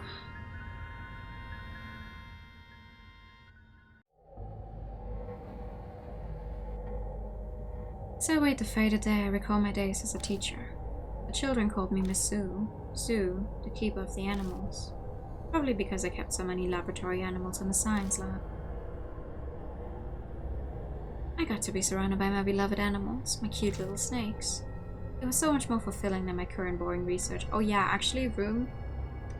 I think if I remember right, this chapter is gonna have some snake CGs. I'm going to give a shot. We're not going to get there today, but I'm going to give you a shot before that happens. But because of their foolish principle and the fire, the school was shut down. My paradise was stolen from me. I need to take back my paradise. Brigade Asura has bestowed upon me the wisdom I need to do that. Asura? Asura. Tomorrow I will die. But the great Asura's abundant mercy, I will be reborn as Miss Sue, so I may rebuild my paradise again. It is all as the great Asura said. Oh, great Asura. I don't know. Asura? Asura. Yeah. Is Asura Wisdom God? I don't think so. Only thing I remember about Asura was the one game that came out quite some years back on the PS3. Wrath of Asura, I think, where you were this one guy who just basically beat up a bunch of other gods with his fists. Lots of cute QuickTime events. Asura's War. Yeah, that one. Rest of the page is filled with Asura. Did she lose her sanity while writing it? Traces of kiss marks cover the names. They locked the ending behind DLC. Yeah, I read about that. Such a weird move. That combined with the choking perfume, the heavy weight of lust is overwhelming. The dark passions in this notebook, thoroughly disgusting. I'll have to burn it to ash immediately. So this Miss Sue who wrote this, could she be the woman from the rumors? If she worked in a lab, that would explain the white robe. But I wonder which school she was talking about. She said it was a paradise.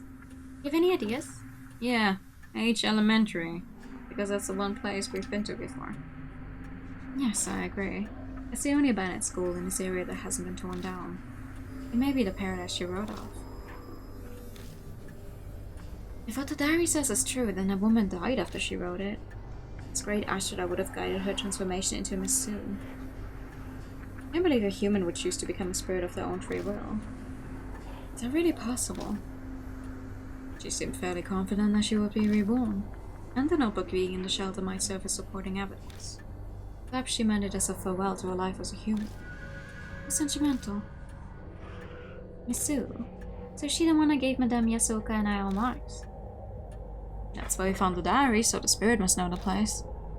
It would make sense that it comes and goes from there then, for whatever reason. Looks like we know where we must go next. Time to go to H Elementary. Yippee. We actually want to have her as a partner though. Are we gonna rest Mary or no? I mean...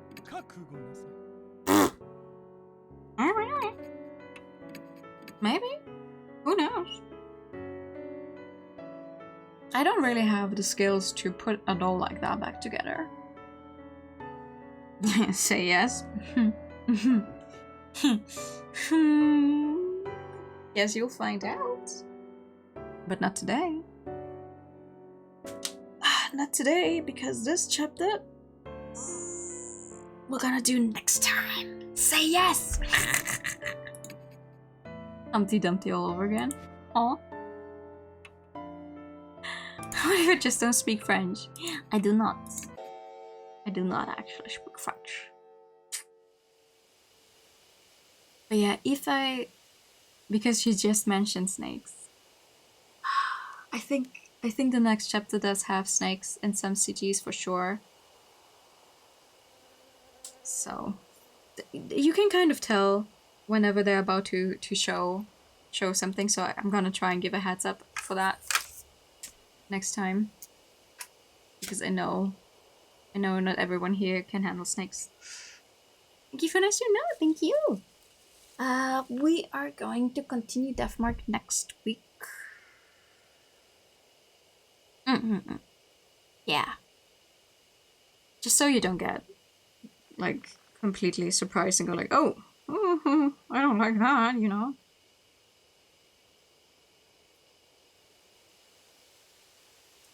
Let's see. We are going to continue playing Deathmark on Thursday, most likely. Yeah, Thursday. Yeah, Thursday, I think. I'm gonna post the schedule in a bit, but I think it's gonna be almost a repeat of this week, except no stream on Monday. Because I have to go to work tomorrow. But hey, we managed to finish 2 chapters today. Granted, the one chapter we were almost done with anyway, but a full other one, and we got to a new one. It's pretty good, if I might say so. Thank you for this fun stream. No, thank you for coming by. I'm gonna send you guys over to you, who is back after a slightly longer break and once again playing Dredge. It's truly a little awful, right? I play Outer Wilds and I'm like, oh my god, I can't handle the water, but I send you guys over to someone who's playing another watery horror-ish game. Anyway, you get your eye out for sale and now, yes! That is exactly my intention. I play a game and you buy it because you want to play it. It's different when you have to do it yourself. It genuinely is. It is. It is different, and I am, frankly, I am dreading trying to play Outer Wilds again, but I will keep doing it. I will keep trying unless it really gets so bad I can't fucking do it. Because I do not want to abandon yet another game. We'll see how that goes. But yeah, have a good night, everyone. Thank you so much for coming by. See y'all soon. And next time maybe I'll remember the heartbeat thingy immediately. Have a good night. Bye bye. Bye bye bye.